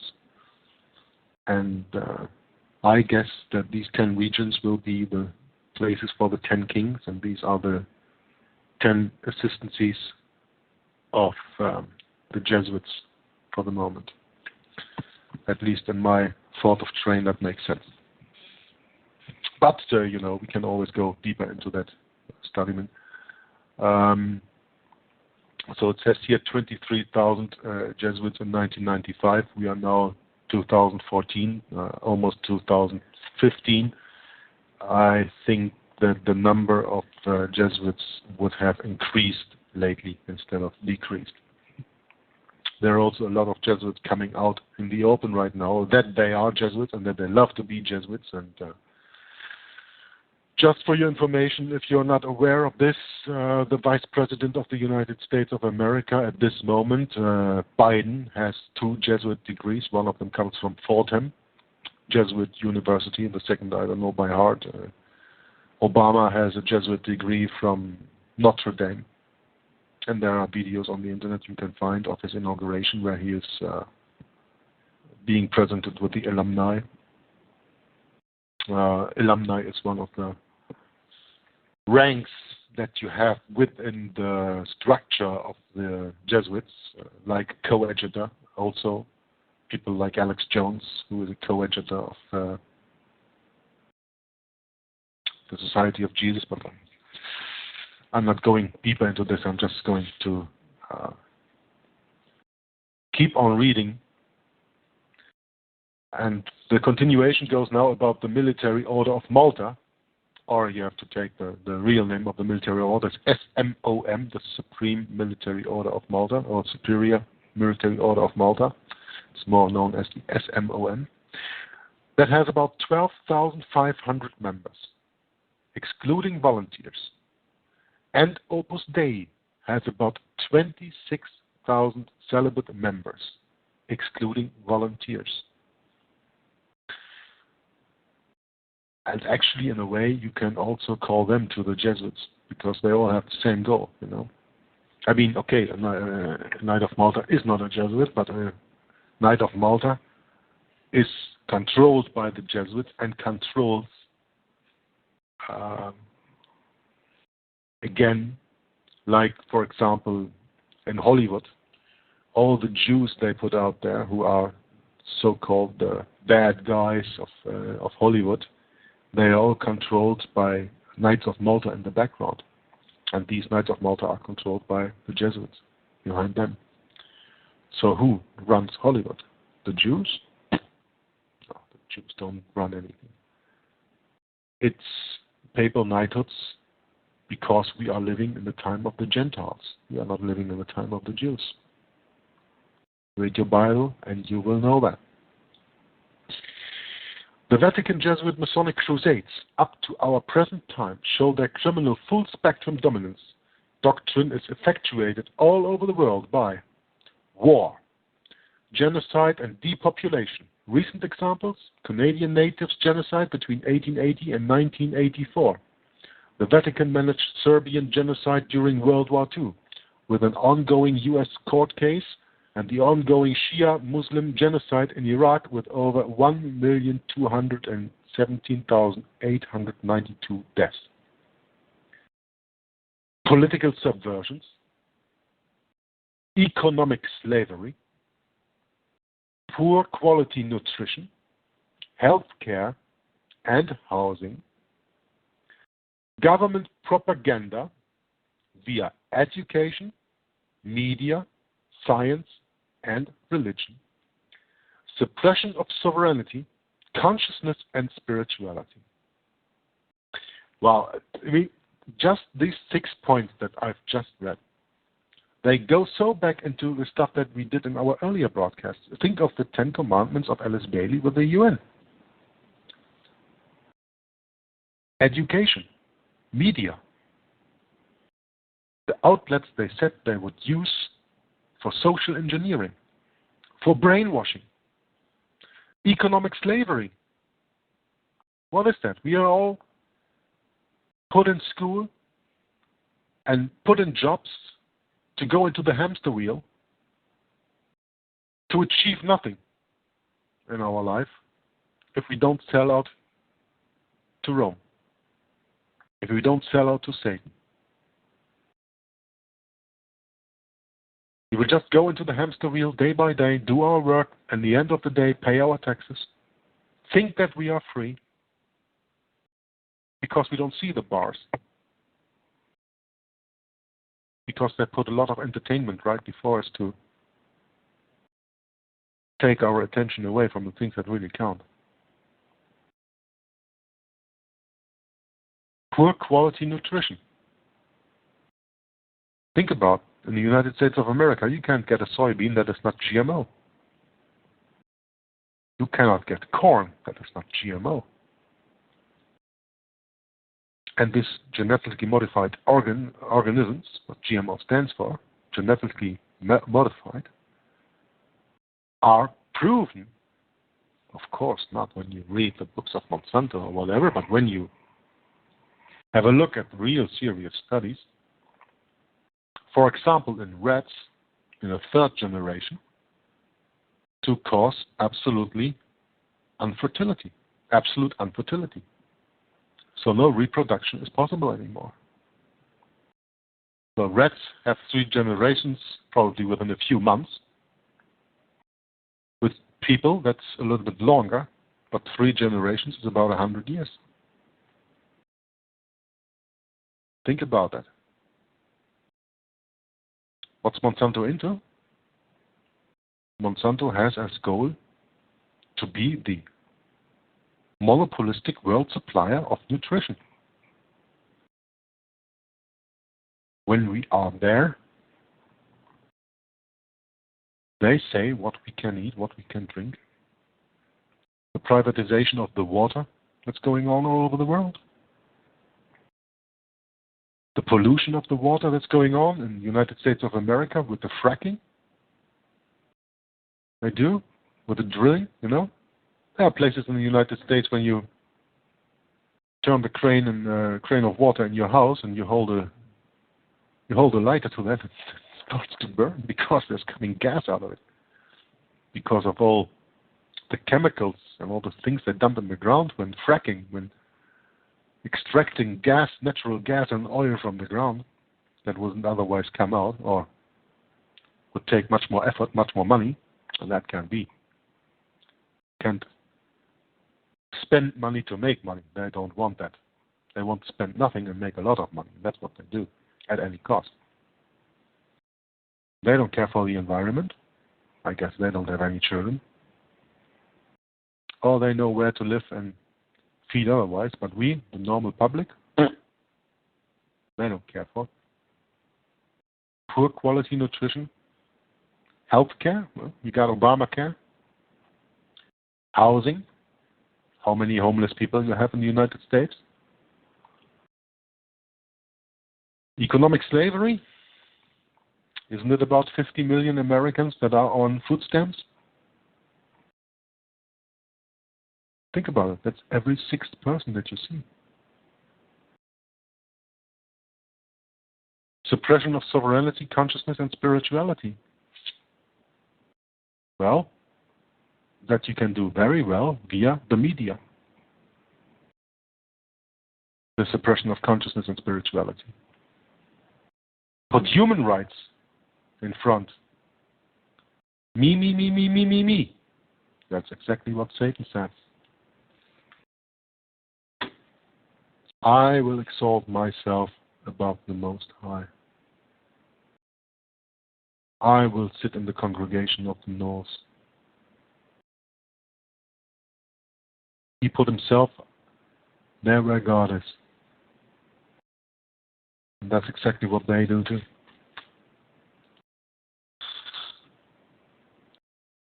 Okay. Continuing. We have a little part here about Masonic cities. Maybe you've heard about it, maybe you didn't. I'm just going to read it to you. The Vatican Jesuit Masonic network operates mainly out of the following cities. First of all, the Vatican City, Rome, Italy. That is the religious center and the sovereign state since the Lateran Treaty that Mussolini signed with the Vatican in 1929. Mussolini sold it out, and that is part of the wound that got healed, that was afflicted to the Vatican by losing his temporal, let's say spiritual power, civil power over the world, with the arrest of General Berthier, who was sent from Napoleon in 1798. That was the wound afflicted to the Vatican. That was the wound afflicted to the beast of Revelation. And that wound started healing in 1929 with the sovereign state recognition from Italy by Mussolini in 1929. Second, the City of London. The City of London is not London as you know it, but it's called the Square Mile. It's a part of, well, the old part of London. It's just Square Mile. It's really the banking center of the world. In the United Kingdom, it's the economic center. It's sovereign state since 1649, owned by the City of London Corporation. It's called the Crown. Has nothing to do with the crown of the Queen, folks. It's something else. And third, District of Columbia, which includes Washington, D.C. D.C. stands for District of Columbia, United States of America. The military center. So you have Vatican for the spiritual, the City of London for the monetary, financial, and the District of Columbia for the military. And those three cities are also called the, what's it? It's a 5-hour documentary over the Ring of Power. I don't know, just lost the word about it, but these three cities actually run the world. Over the District of Columbia, very interesting. Maybe you know it, maybe you don't. You will learn it from now. The District of Columbia Act of 1871, the 44th Congress, turned D.C., District of Columbia, into a municipal corporation. Congress has the supreme authority over the city and the federal district with its own special constitutional amendment since 1961. Furthermore, the District of Columbia is judicially governed by lex fori, as opposed to lex causae. You have to look Latin up to understand that. There's an increasingly common belief among many that this act has overturned the United States constitutional republic. Well, that is a fact, that is not a belief. These theorists, no, researchers, put in the state of theorists, state that the corporate U.S. is actually operating under the name, and now it comes, all in capital letters, United States of America, noting the capital letters as a distinction from the constitutional republic. You have the Constitution of the United States of America, and you have the Constitution for the United States of America. There's an interesting video that I uploaded on my YouTube channel, ButThe, from Jordan Maxwell. It's called True Lies. It's 18 parts. Each one is 10 minutes. That will give you a deeper insight into this United States of America corporation and what it's all about and what it actually is. The Jesuit Bishop John Carroll was probably the richest man in America in the late 1700s. Carroll allowed funding to construct D.C., which is nicknamed Rome on the Potomac. The owner of the land used to be Francis Pope, and his priest was Jesuit Andrew White. Francis Pope, Pope Francis. Washington, D.C.'s original name was Rome. Did you know that? Rome, Maryland. And the branch of the Potomac River was called Tiber Creek, which was named after the Tiber River in Rome. Like Rome, Washington, D.C. has 7 hills whose names are Capitol Hill, Meridian Hill, Floral Hill, Forest Hill, Hillbrook, Hillcrest, and Knox Hill. Interesting. Still, the beast of Revelation 17 is not Washington, D.C., it's Rome, the city on 7 hills. Because, like we said earlier, Vatican is the spiritual leader.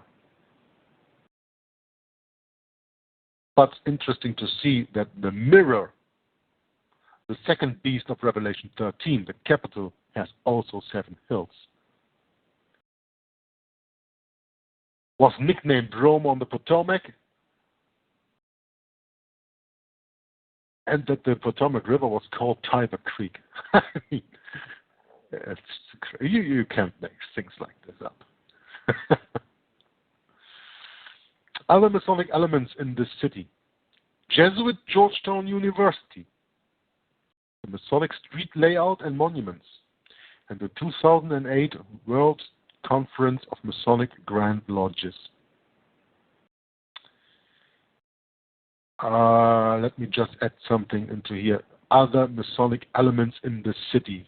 I will not go deep into this right now. We can do that another time. But to help you with your own research, when you want to research things like this, I advise you to go to the website www.granddesignexposed.com. granddesignexposed in one word.com. There you will find lots of information on the subject. And that website is run by my very good friend Walt Stickel, who is, I think, about 50% German. So he's a half crowd. I'm a full crowd. And don't make me mad, because then I'm a sauerkraut.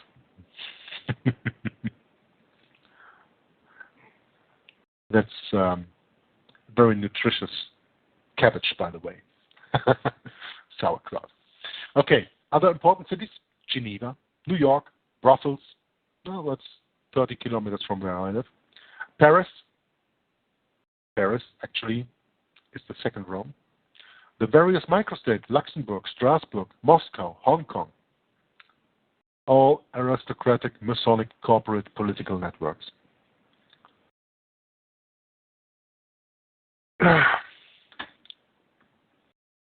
Michael, is there something that you want to add? Is there any question that you have on the points so far mentioned? No, actually, I'm really enjoying it. I'm sorry, I just been soaking it in. So. Okay, no problem. Me too. I got no questions and no debate or argument. Everything you're saying, I have researched myself and in total agreement. So. Yeah, that's maybe an interesting point that we should mention also. That do not believe me. Do not believe Michael. Do your own research. Always do your own research. What you research on your own, when you're really seeking the truth, that is, that you can be sure of that is true also. It all has to make sense, okay? Okay.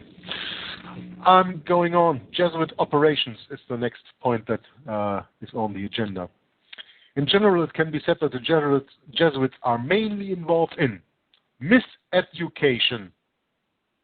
Now listen to this, people. Miseducation. This is their main avenue for initial and sustained political control. Through the socially, historically, and scientifically flawed education of millions, youngsters and adults, in addition, being able to observe and direct the professional paths of the brightest students can help to further their own neurotic agenda, or at least not obstruct it. Consciousness influencing, aka mind control, through cultural and behavioral consensus trance shaping, is their sacred and secret soul science, their divine science of governing, the matrix of mental control, which has been developed by the neurotic priesthood and implemented via their Masonic networks for thousands of years. Just allow me a little explanation of the beginning of this broadcast, where we were speaking about Lucis Trust and meditation and contemplative prayer. And that is everything used with, let us say, everything to do with the spiritual exercises and spiritual formation, and that is exactly what I just read here. So you can see for yourself how it all interlinks. Can enough individuals break that magic trance spell to stop the mass neurosis of humanity, which puts us into a world of tragedy and pain? Scientists and university research funding for the purpose of social psychological control.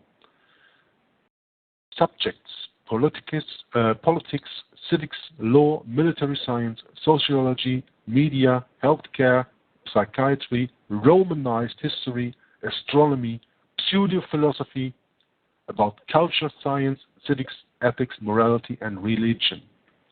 Prominent elite schools are the Stonyhurst College in the UK, 1593, alumni.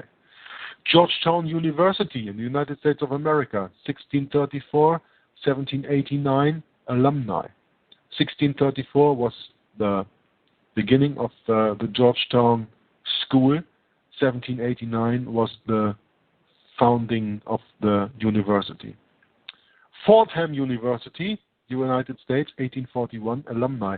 Well, Fordham is the university where Joe Biden has his Jesuit alumni degree from.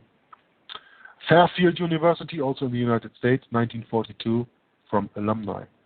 International Visitor Leadership Program, US, 1946-1961, alumni. In 1940, Nelson Rockefeller, Knight of Malta, was named coordinator of Inter-American Affairs. the precursor of the IVLP program. IVLP, we will come to that later, what that means. More than 200 current and former heads of state, 1,500 cabinet-level ministers, and many other distinguished world leaders in government and the private sector have participated in the International Visitor Leadership Program. That is what IVLP stands for, International Visitor Leadership Program. And there is a link here to what that actually stands for, what that means.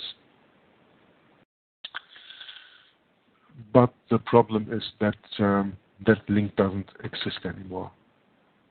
Well, I'm not very much surprised, because I'm landing here on the Bureau of Educational and Cultural Affairs Exchange Program, and I just see the American double-headed eagle as a symbol of their Department of State. Well, okay. I've been redirected to that page, and have to look it up another time if I can make another link that is maybe working for the International Visitor Leadership Program to get more into what it is. What is their next operation? So first of all, we have this miseducation by the institutions and with the workings of the things that I just read. Now we go into religions, perversions, and propaganda. Cult promotion. Catholicism and its variations and infiltrations. Freemasonry, Satanism, mysticism, New Ageism, ufology, and aliens, mainly used for disinfo and distraction, but sometimes for the cover-up of advanced energy military research. Cult and disinfo promotion is also done using popularized films, books, websites, and events related to these topics. I'm going to stop reading here for a moment because we are going into ufology and aliens. Ufology and aliens, it says here, mainly used for disinfo and distraction, but sometimes for the cover-up of advanced energy military research. Now, you don't have to agree with me, but according to myself, there is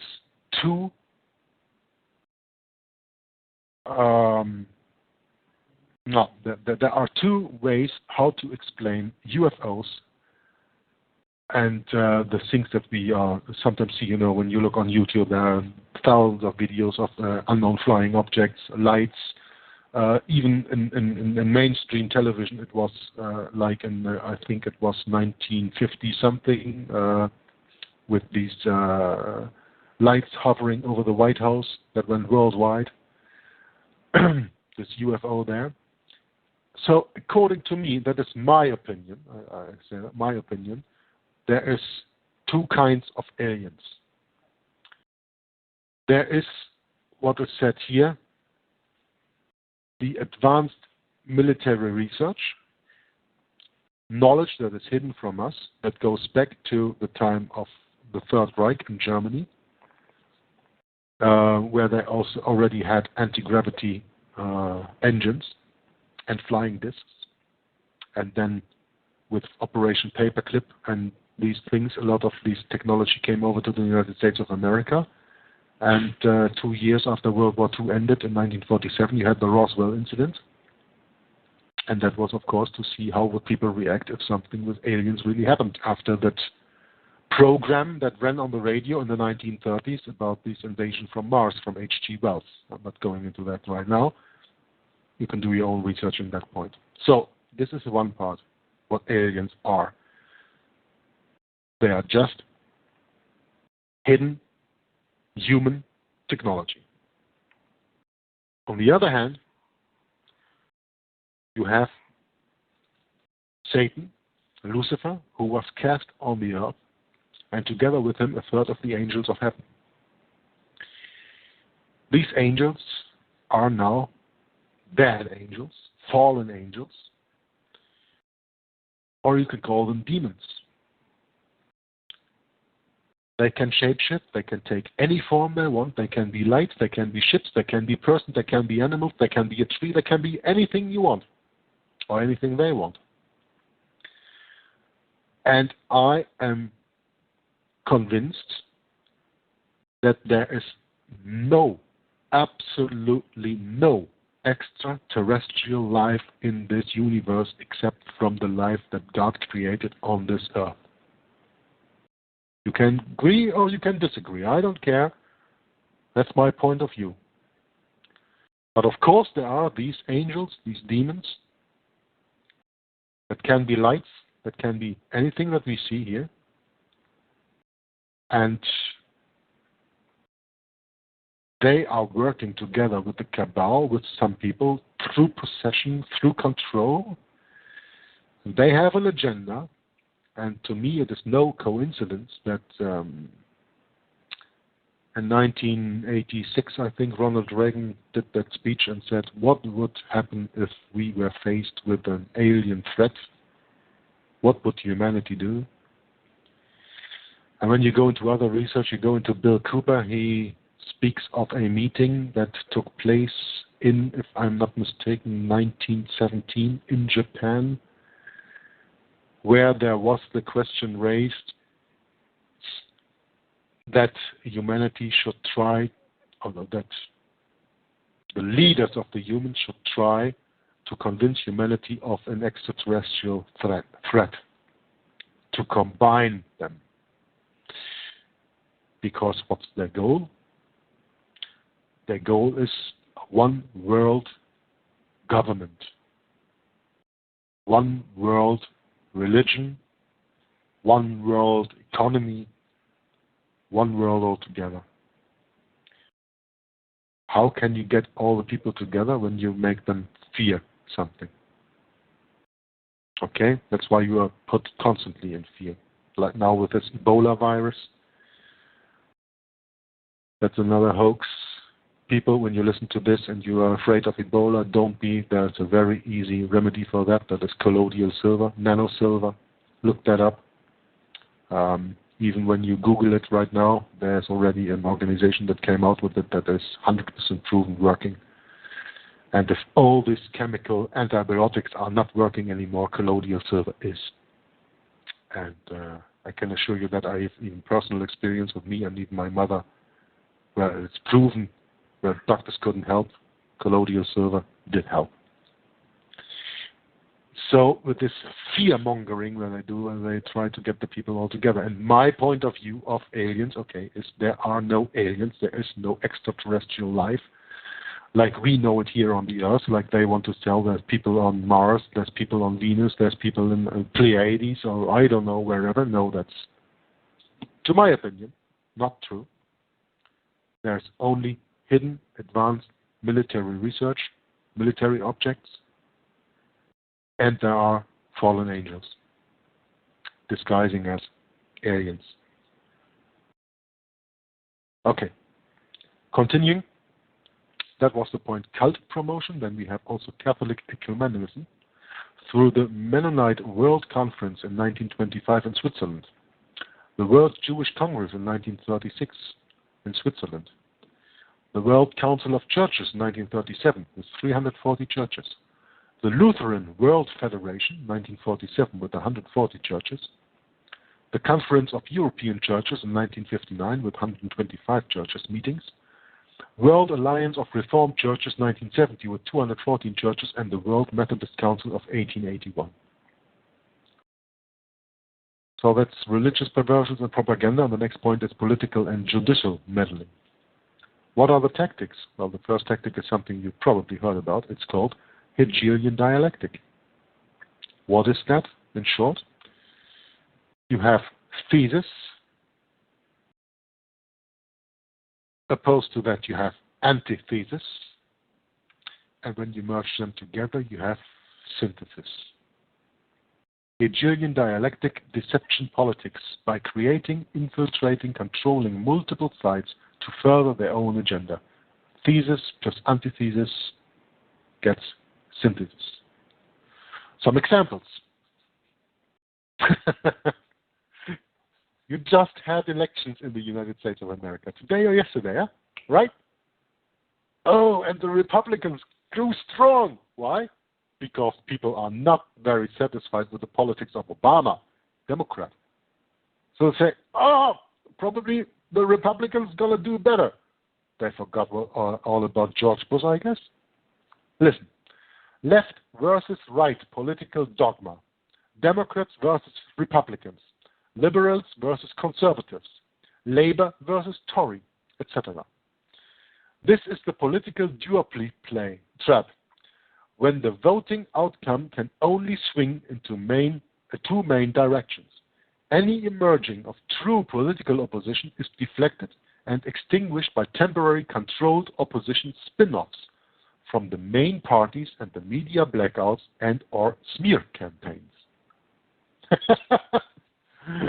Think of the election in 2012 and Ron Paul went for the presidency in the United States, and what kind of a smear campaign that was. Yeah, but do you think that Ron Paul really stood for what the American people wanted? You probably do, but then you don't know that Ron Paul was several times in Rome and that he made a speech in front of Jesuit Georgetown University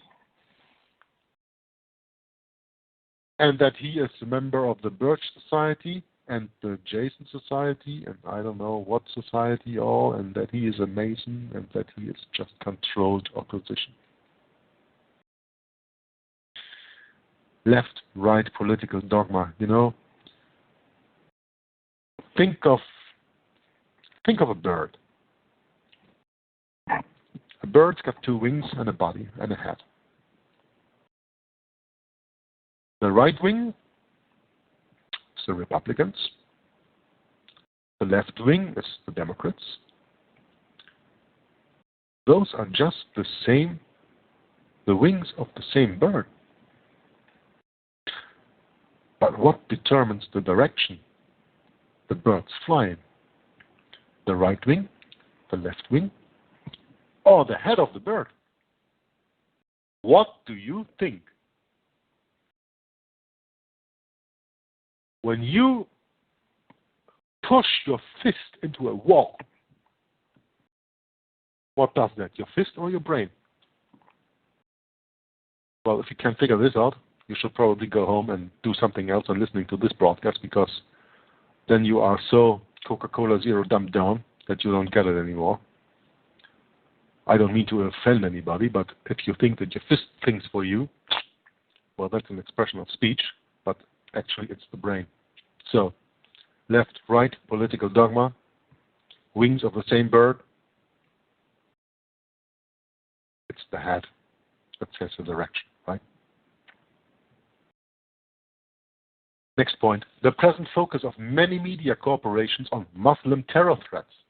Ooh, Muslim terror threats. Yeah, they must be very afraid of Muslim terror when they elect a Muslim as president for 8 years over there. Especially after the mass trauma psyops of 9/11. It's part of their strategy of tension, to divide groups by fear and polarize people's frustrations and anger towards this synthesized enemy or its controlled opposition instead of the real fascistic threat from the secretive power structures. 19 Afghan camel jockeys went into a few planes, took with two planes down 3 skyscrapers in the city of New York. Those were all Muslims, and a few years later, the whole of America votes a Muslim president. How suicidal dumb can you get? Michael, please say something. I'm falling off my chair. It is pretty absurd. You're doing a great job, by the way, and it is everything you're saying is absolutely the truth. It's just, well, fortunately, for us, the Lord's given you an ability to communicate it. It's best. Actually, this is the best I've ever heard it. All the everything that I've listened to and read, you've done the best job so far of tying it all together for a friend. It's it is. It's absolutely absurd, isn't it? Isn't it a joke? It is. It's a total joke. It's And now with the Republicans running the Senate again, and then people just thinking now it's going to change. They forgot about the 30 Bush years they had.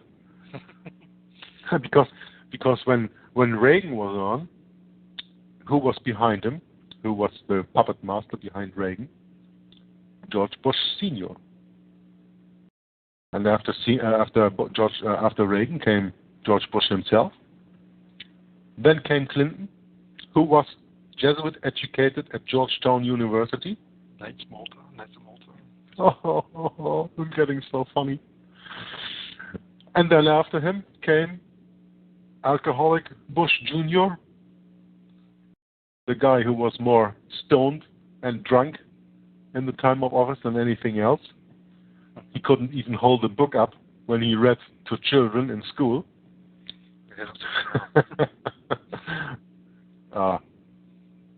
Funny story, yeah.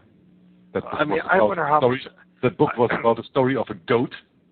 Yeah, I wonder how much of that was just theater, you know what I mean? That particular, him reading to the kids, book upside down and all that. Yeah. You know, knowing how the Jesuits work. And it's about a goat that is a symbol for Satan. Yeah. You know? I mean, stop me whenever you want because we are 2 hours 20 in the broadcast, so I don't know how. I mean, if you're on a roll, keep on going. I'm enjoying. I'm on a roll until tomorrow morning. It's 20 past 10. The only thing I can say to anybody who's listening to this to seriously listen to what York's saying. I'm not singing York's praise per se, but the Lord has given him the ability to put it all together, and I don't know how many people are going to recognize how blessed they are to hear this, but I recognize it all, and it's all true, and it's not just American bashing and this and that. It's the truth, folks. I mean, the fact because the average American citizen, doesn't even know that it is that way because they are so deluded, they are so diverted from the truth and information of this with all the football and Super Bowl and Hollywood movies and television series and all that stuff. It's not their fault. It's like the Catholics. They can't do anything about that. They are so betrayed. They just believe man. And Catholics don't know the Bible because the Roman Catholic Church is absolutely a Bible hater, always has been, and puts the word of man always in front of the word of God. Yeah. And that's the big problem. So, of course, when we study this thing here and there, of course we laugh a little bit with these people, but it's not in, how can I put this? They're under a strong delusion. It's not laughing at them because they are so stupid. It's because we cannot believe that these actions of, in this example, for example, the Jesuits, the education system, everything that we have, is really working that far to dump the people that far down. I have prepared something else for tonight, and that is a list of books that I have here, and one of the books that I have here, and I advise everybody to download that from the internet, is called The Deliberate Dumbing Down of America. It's a book by Charlotte Thompson Isobite, The Deliberate Dumbing Down of America, a chronological paper trail, Conscience Press. And this is very interesting to read. It's a book from 1999. You can get that online on PDF. I see things are so bad that it only takes at least, it's so bad that it takes an act of God to wake you up at this point. I really believe that. I look at you, I look at me, I know, long before we accepted Christ, I believe, at least for me, he was working on me several years ahead of time, maybe even a lifetime, if you will, but several years ahead of time, waking up to all these different issues, waking up to the Hegelian dialect, how they, the fraud of, this two-party system that we're under, et cetera, et cetera. To get to a point where I could be even receptive enough to say, well, and humble enough to just to fall on my face and say, okay, God, hopefully you're really there. And because, I have no clue what's going on, and I cannot do anything about this. So, yeah, I feel for it's so pathetic that you get to a point you just have great compassion. You have to keep on looking at least for me, I have to keep looking at myself and where I was. And the only reason why I'm even here listening to you, Jorg, is because it's an act of God. It's not because how great I am, how smart I am. I'm an idiot.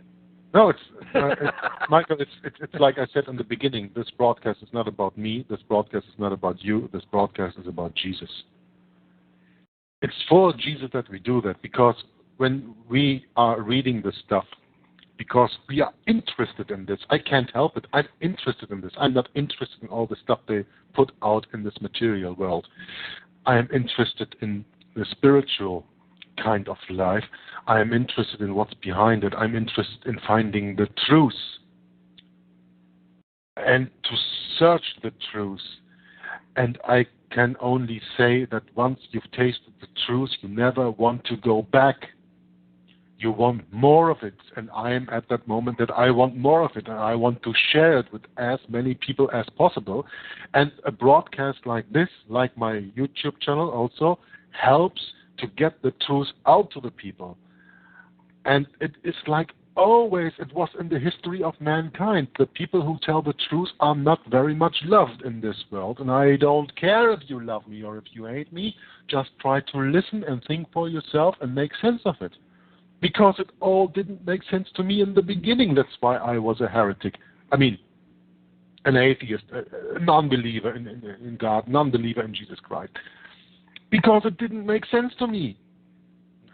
But when you get into the studies and when you really see the real history, not the history that is taught to you in schools and in books and in movies and all that stuff, I mean, there's so much coming on in this article, in this site here, that we can talk about. Really, it's going on until tomorrow morning, but I don't want to make a broadcast of 3 hours or something, because then the people will not have the attention span. We can better take 2.5 hours, go on for a few minutes more. There's a few things that I want to say, and then we can make a break, and then we can make another broadcast and start from there and go further in the same subject. I don't want to do 3 hours or more, because nobody is listening 3 hours at a time for things like this, and it would be a shame to take the people the attention span away, and then they don't listen anymore. And you always have to take a break here and there. It's just to think of something else and then go back to this. I mean, well, here's the other thing too.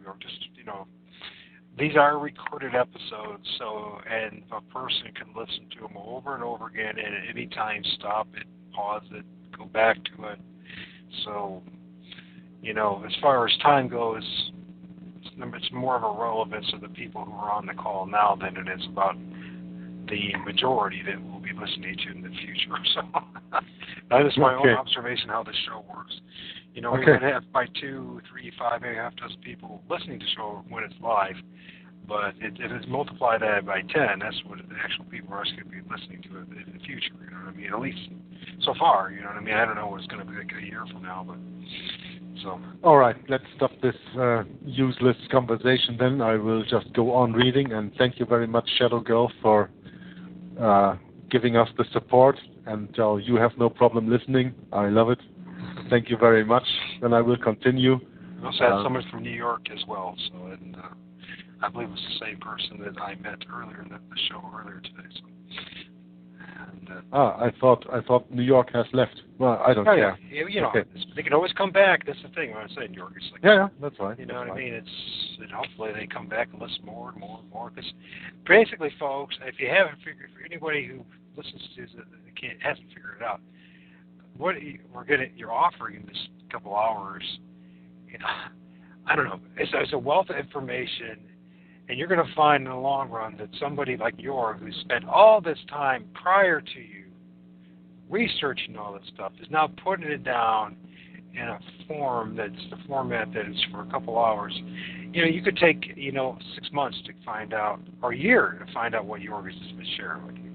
On your own time, spending 40 hours a week, I know this because of my own journey, and so it's really, I see the value in this.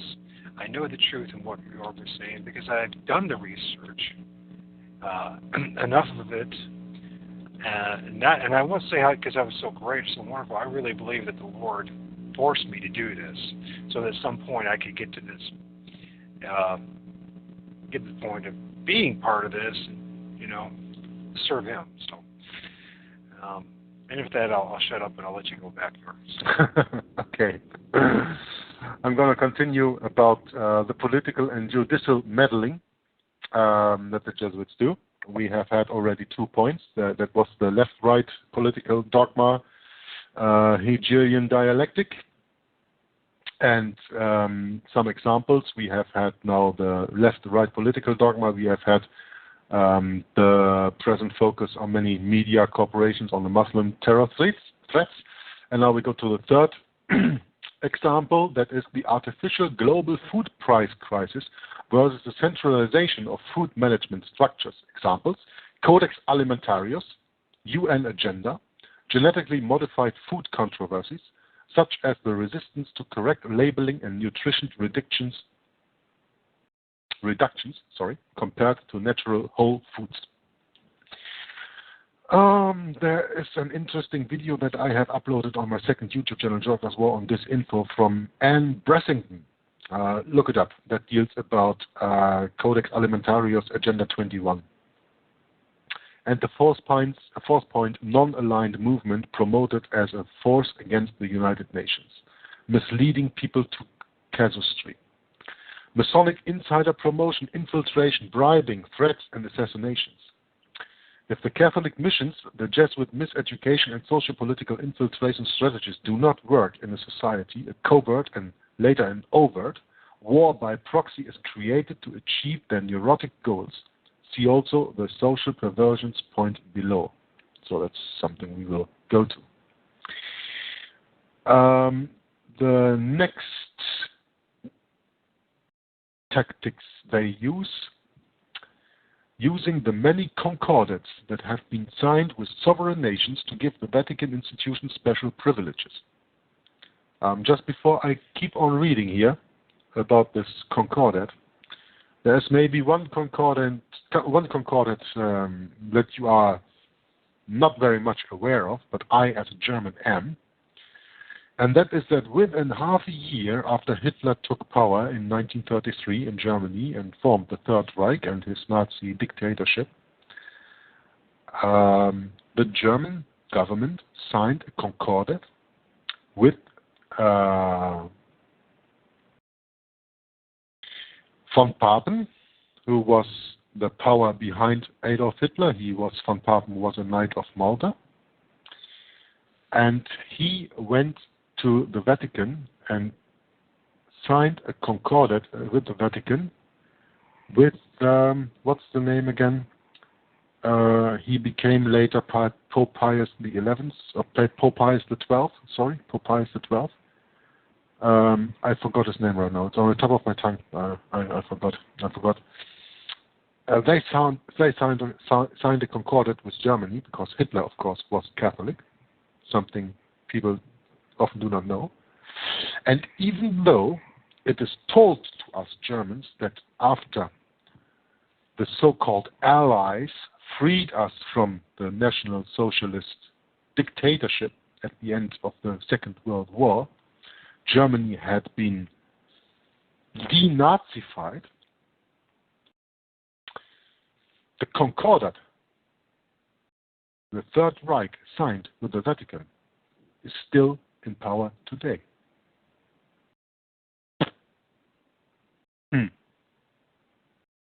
So, what about this denazification? What about we don't live in Germany now under Nazi laws anymore? All we do is living under Nazi laws. But, the subject of Germany is something else, and for that I can advise you to go study the reading I did with Walt Stickel, The Jesuits Derooting the Reformation. That's another, for the moment, 7-part broadcast on TalkShoe that we did last year. We're going to continue probably next year about that. But that goes more into that. But just saying this concordats they have signed there, because that gives the Vatican institution special privileges. And social fascist supernatural union projects, like Central American Union 1991, Central American Integration System, or European Union 1993 with the euro currency that we have today, that was established in 2001. Is that the same year 9/11 happened? Okay. The EU institutions and the EU projects. The EU, the European Union, has its origins in the European movement from 1947, which was founded by Knight of Malta Joseph Ratzinger, who also founded in 1945 the Bilderberg Group. Have you ever heard of the Bilderbergers? Well, if not, look them up. They are like the Council on Foreign Relations and the Trilateral Group, a very important secret society with their own website where they say everything that's interesting and blah, blah, blah. But, well, heads of state go there. German politicians who go there become chancellor afterwards. Ooh, what a surprise.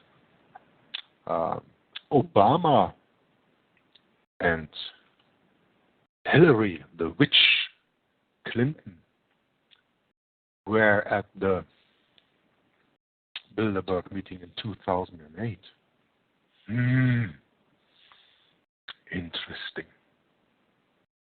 Okay, we also have the African Union from 2002. We have the Asian Union, or Asian Cooperation Dialogue, from 2002 also.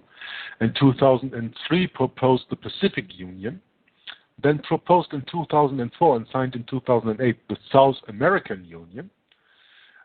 And we have also the North American Union, which proposed, under other things, for example, the AMERO. The North American Union, or is the combination of Canada, United States of America, and Mexico. They will take down the borders. They are doing that already right now. They are now infiltrating a lot of Mexicans through the borders into the South of America, into Texas, into California, into the states that have a border with Mexico. Why do they do that? Well, Mexico is for, 80, 90% Catholic. They are overflooding the United States of America with Catholics. They have money or not, if they have a job or not, I don't care. It's just they are Catholics, and that is the agenda they follow. The NACC from 2006 is a largely secretive advisory council to the SPP from 2005, consisting of representatives from 30 North American corporations, selected by the Chambers of Commerce in the 3 nations. You also have the Mediterranean Union, proposed in 2007. The Vatican City microstate is a member of ITU, that is a telecommunications company, of CEPT, that is also telecommunications, of Eutelsat, of Eutelsat, that is a satellite communications company, Intelsat, which is a satellite communication company, UPU, that is International Mail, and the International Grains Council. The Holy See, which is a Vatican organization, participates as an observer in the African Union, the Arab League, the Council of Europe, the OAS, which is 35 states of the Americas, the IOM, this migration, and in the United Nations since 1942, and its many agencies, as there are. I don't use the abbreviations, I just tell you what all these different agencies are about. They are about food and agriculture, labor, trade and investment, environment, education, science and culture, human settlements, refugees, industry, tourism, food programs, healthcare, patents, copyrights, and trademarks. One of the few names that you probably will remember is UNESCO. That stands for the Education, Science and Culture. And by the way, something interesting that you probably haven't known yet, I bet my ass you don't know that. The first chairman of the UNESCO was the brother of the writer Aldous Huxley, Julian Huxley.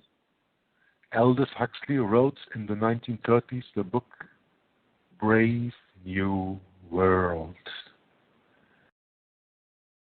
And when you don't know that, you probably know George Orwell's 1984.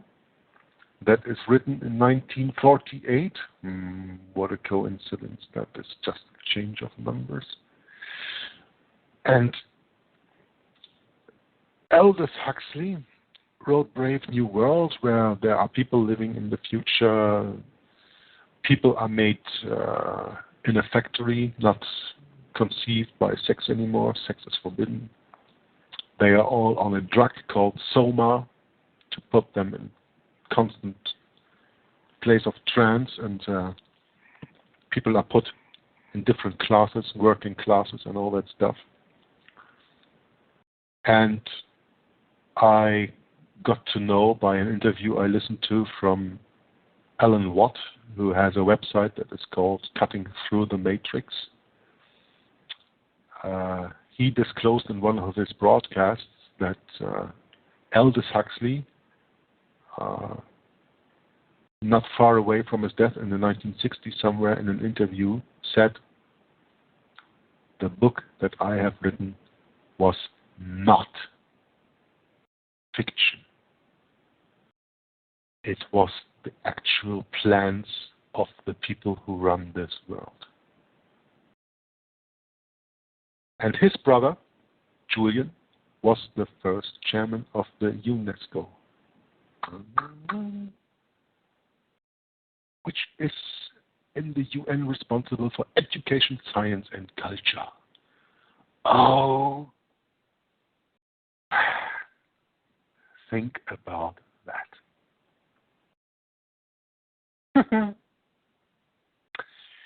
The Holy See also participates as a guest in NAM. I don't know what that abbreviation stands for, and is a full member of the IAEA, the nuclear energy. Do you know that, with all this IAEA stuff going on with Iran the last years? It also participates in the OPCW, which is for chemical weapons, the OSCE, which is international security, and other UN agencies like EPOSOC, UNFPA, UNODC, and UNDPI, which are all for economy, population, and reproduction, drugs control, and UNDPI stands for public information. Or let's call it propaganda. Then there are here a few links made to, when you click on them, Codex Alimentarius. I have a video uploaded on that, but that's in German. United Nations and Lucis Trust. All intermingled, huh? In an executive order, March 7th, 2007, President puppet George W. Bush granted diplomatic immunity and privileges to the members of the Holy See's Permanent Observer Mission to the United Nations. Diplomatic immunity ensures safe passage for diplomats outside their home country.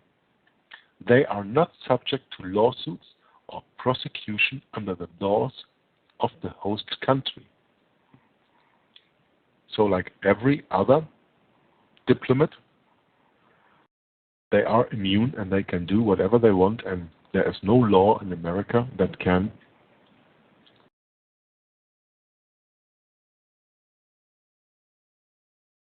put them to jail or whatever, fine them, They don't even have to pay parking tickets. That's one of the funniest part when I saw this movie with Mel Gibson and Danny Glover. What's it called? These two guys that play policemen, and I think it is in the first part or in the second part, I don't know, where they are against the South African guy. Is that Lethal Weapon? Lethal Weapon, yeah, thank you. Yeah, I think it's the second part of Lethal Weapon against the South African guy who stands there after he did all the atrocities, holding up his diplomatic pass, says diplomatic immunity, and he shoots him down anyway. Okay, so for 1 second something bad happens and I really have to laugh. Diplomatic immunity doesn't protect you from a gunshot. Anyway, George W. Bush granted diplomatic immunity and privileges to the member of the Holy See's Permanent Observers Mission to the United Nations. Gordon Brown, that is the former Premier Minister of United Kingdom, has discussed a shake-up of structure created in 1945 to reflect the world's new challenges and power bases during his 4-day trip to China and India. Last night, British sources revealed intense discussions on UN reform were underway, and Mr. Brown raised it whenever he met another world leader. Mr. Brown will unveil a proposal to the UN to spend £100 million a year on setting up a rapid reaction force to stop failed states sliding back into chaos after a peace deal has been reached. Civilians such as police, administrators, judges, and lawyers would work alongside military peacekeepers. Fraud and corruption have been rampant at the UN's multi-billion-dollar procurement divisions for years. The world body's own watchdog, the Office of Internal Oversight Services, has documented some of the illegal activities in reports that reveal how nearly 1/3 of the procurement contracts involve waste, corruption, and other irregularities. Americans should be concerned because the United States annually gives the United Nations $5.3 billion taxpayers dollars. $5.3 billion. The funding continues even though the organization founded 6 decades ago to maintain international peace and security. Oh, peace and security. When they talk about peace and security, what's going to happen biblically? Nations will be shaken. A nation against nation will rise. Has failed miserably and is best known for its severe mismanagement and corruption. Boys and girls, $5.3 billion taxpayer dollars a year. What could you achieve with that if you put that into the economy?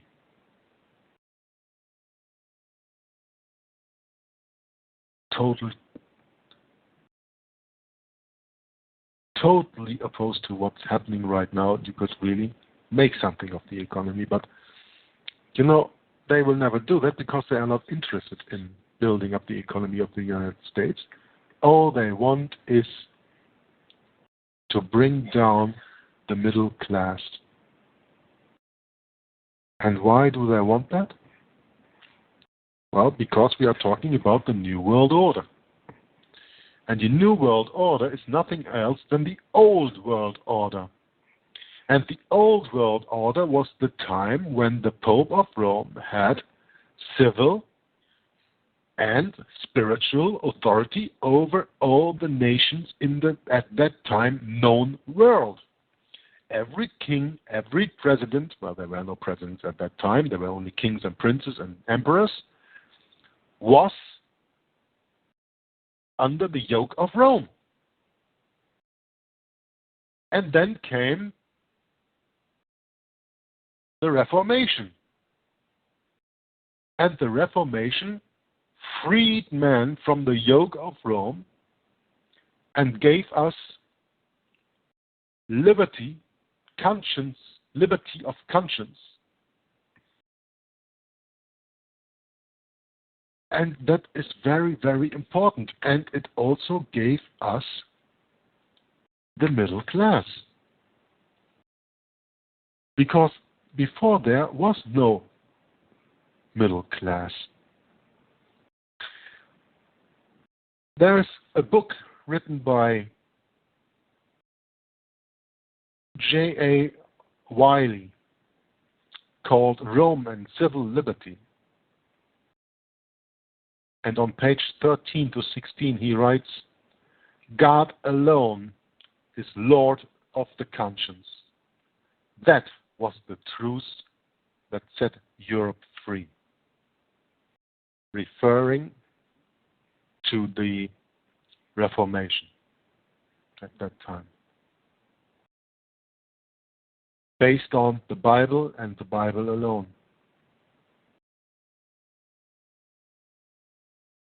And what is the answer of the Roman Catholic Church?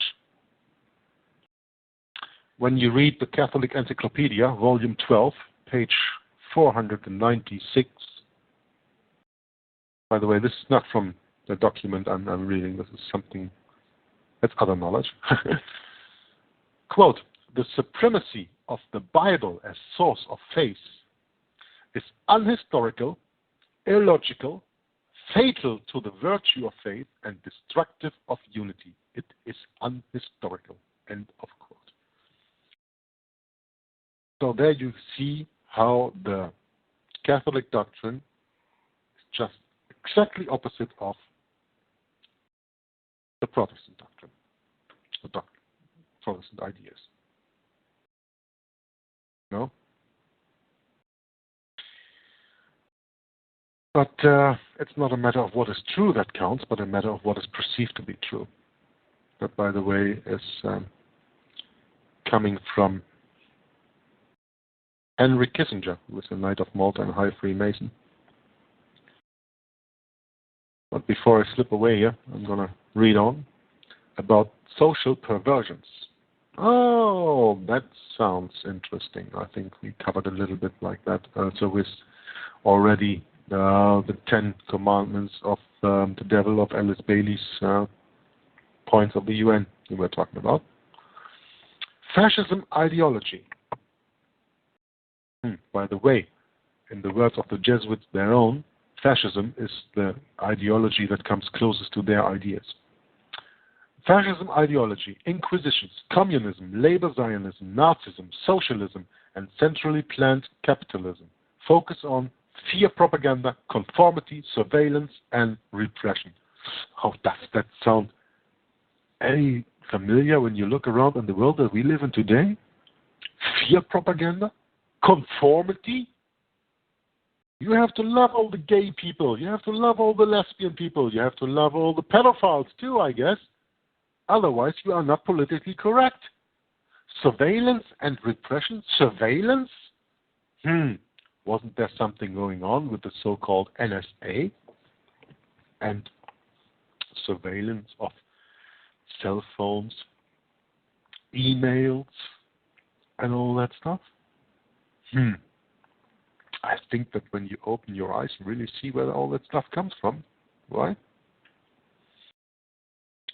Other social perversions are indigenous Jewish, Christian, Muslim, sovereign culture genocides, poverty promotion, and middle-class destruction. Oh, didn't I say that a little bit before? Damn, I was right again. And pedophile ring support. I mentioned that also before. I haven't read this article yet. I read along while I see that I'm reading right things, but you see, the research always takes you to the right points. It all comes up. Poverty promotion and middle-class destruction. Well, look around you in the United States of America. Take an example. I mean, I live in Europe. What do I know of America? Go to Detroit. What a great city that was in the 60s. End 50s, begin 60s. With the big three, General Motors, Ford, and Chrysler. The big car companies being there, giving work to a lot of people. Look at Detroit today. Look at Detroit today. It's a slum. It's broken. Can't pay its bills. There once was a video that I saw about the truth about Detroit from, I don't know if you know him, Stefan Molyneux. Stefan Molyneux, he has a YouTube channel. He's a philosopher. He's an anarchist. And he's from Canada. He's good stuff.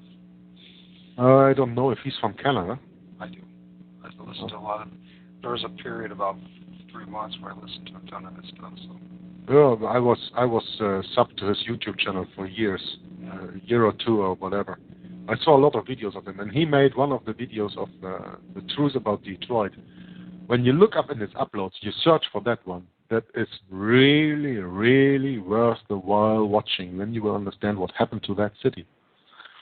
And then you will understand what I mean with middle-class destruction. Like I said in the beginning of when I started ranting about all this stuff, the New World Order is nothing else but the Old World Order. In the Old World Order, you have the peasants, you have the laymen, and you have the noblemen. And in between, you had nothing.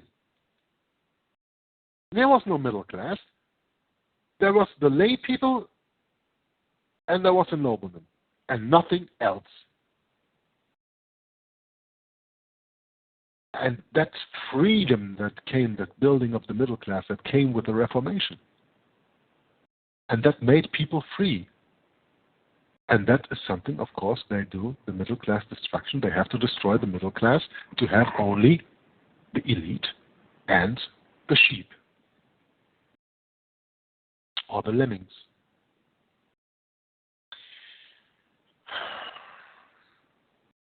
Continue reading. Controlling the Vatican institution and its wealth, financial administration, archive management, policy, speech, project approval, clergy, promotions, etc. Parts of this work are delegated to the Opus Dei organization. Controlling and working together with an even older and more secretive, multi-layered papal military order called Sovereign Military Order of Malta, Knights of Malta, Knights Hospitalis, or SMOM for short, like I said in the beginning. The SMOM was founded in Jerusalem in 1080 to wage war and steal for the benefit of the Holy Roman Empire. Today, the most influential groups within the SMOM are the Order of the Garter and the Pilgrim Society. We can go deeper into these societies, or we can just go deeper into the Military Order of Malta.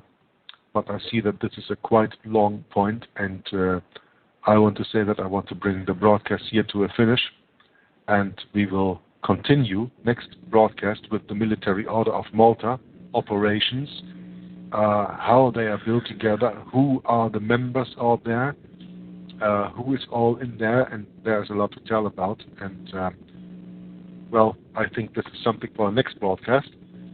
So I thank you very much for listening. I hope that you enjoyed yourself as I enjoyed myself behind here. Wow, if I knew that this was so great, then I would have made it my work. But the problem is nobody will pay me for the truth that I'm telling, because nobody wants to wants to pay for the truth. There's not much money in the truth. If you want to sell fantasies and fables, then you're probably making a lot of money with it. No, but I enjoyed myself, really. I had a very, very great time, and I hope everybody who's listening tonight and even on the later moment when you download it or when you listen it online, and please spread this. I mean, except of stealing almost 3 hours time from someone, you're not doing anything wrong. And then they can make up their own mind, and they can see if this is the truth or if this is not the truth. When you want to know what the truth is, there's a very easy explanation for that you have to think about. It's just truth is independent of opinion. And the point is, in our society today, it's all about opinion building. And you form your opinion on basis on the things that you know. And what do you know? You know the things that you read in your newspaper, that you listen to in the radio, and that you watch on television. And once you understand that all that is wrong information, that is not the truth. So you form your opinion on indoctrinated false information. By that definition, your opinion is wrong. Truth is independent of opinion by its very definition. Truth is intolerant of error, every aspect petitioning the conscience for acknowledgement. But you, the individual, hold the key to admission or rejection of the truth in your life. In Jesus' name, thank you, Lord, for this broadcast. God bless you, and goodbye. Thank you, Jorg. That was excellent. Excellent 3 hours. And I think I'm just going to wrap it up with reading Ephesians chapter 6. And then I will close up the show. And just as a reminder as well, before I start reading, at 10 o'clock tonight, Tom Fress is going to be leading a group discussion on the 10 Commandments. Monday, if it all works out, James Arnett from jamesjapan.com is supposed to be on at 8 p.m. Eastern, which would be the Tuesday morning his time. And I don't have anything else really majorly planned. Hopefully next week we get together with Jorg. I have to get together with you, Jorg, about my schedule, all that kind of thing. So when I don't have my son, unfortunately when I have my 3-year-old son, I really don't have any time to do much of anything. So, with this, I'm going to read chapter 6 of Ephesians. Children, obey your parents in the Lord, for this is right. Honor thy father and mother, which is the first commandment with promise, that it may be well with thee, and thou mayest live long on the earth. And ye fathers, provide not your children to wrath, but bring them up in the nature and admonition of the Lord.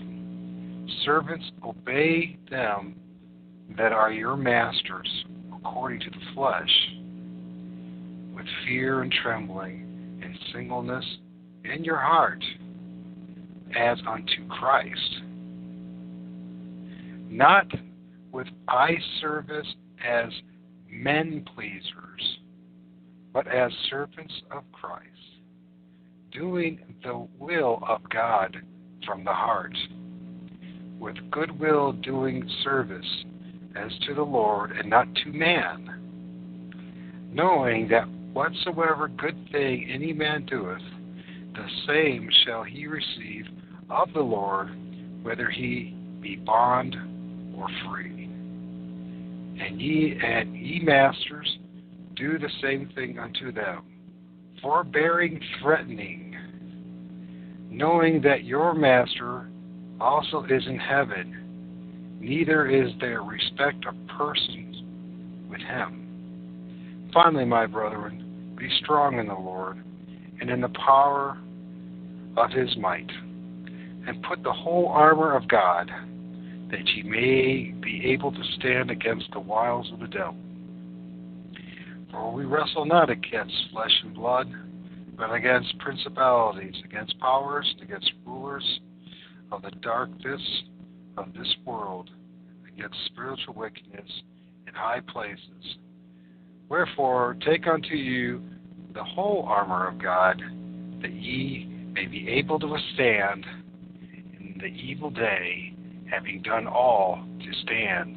Stand therefore, having your loins girt about with truth, having the breastplate of righteousness, your feet shod with preparation of the gospel of peace, above all, taking the shield of faith, wherewith ye shall be able to quench all the fiery darts of the wicked. Take the helmet of salvation and the sword of the Spirit, which is the word of God, praying always with all prayer and supplication in the Spirit, watching thereunto with all perseverance and supplication for all the saints. And for me, that utterance may be given unto you, that I may open my mouth boldly to make known the mysteries of the gospel, for which I am an ambassador in bonds, that therein I may speak boldly as I ought to speak, but that ye also may know my affairs and how I do. Okay, I could read a little more, but we'll just read this last two verses here. Peace be to the brethren and love with faith from God the Father and the Lord Jesus Christ. Grace be with all them that love our Lord Jesus Christ sincerely. Amen. And with that, folks, I'm going to say have a good day. God bless you. Remember to keep the Lord in your thoughts and keep, us and God's people and your prayers. Remember once again to pray for Sean and anybody else has been on this show. People are trying, like Jorg or Walt Stickle or Tom Fress or the others, have been trying to share the truth with folks, and they're not asking for a penny to do it. They're just sharing the truth, serving the Lord, and helping us wake up. So thanks, Jorg. Thank you. And everyone else have a good day. Bye-bye.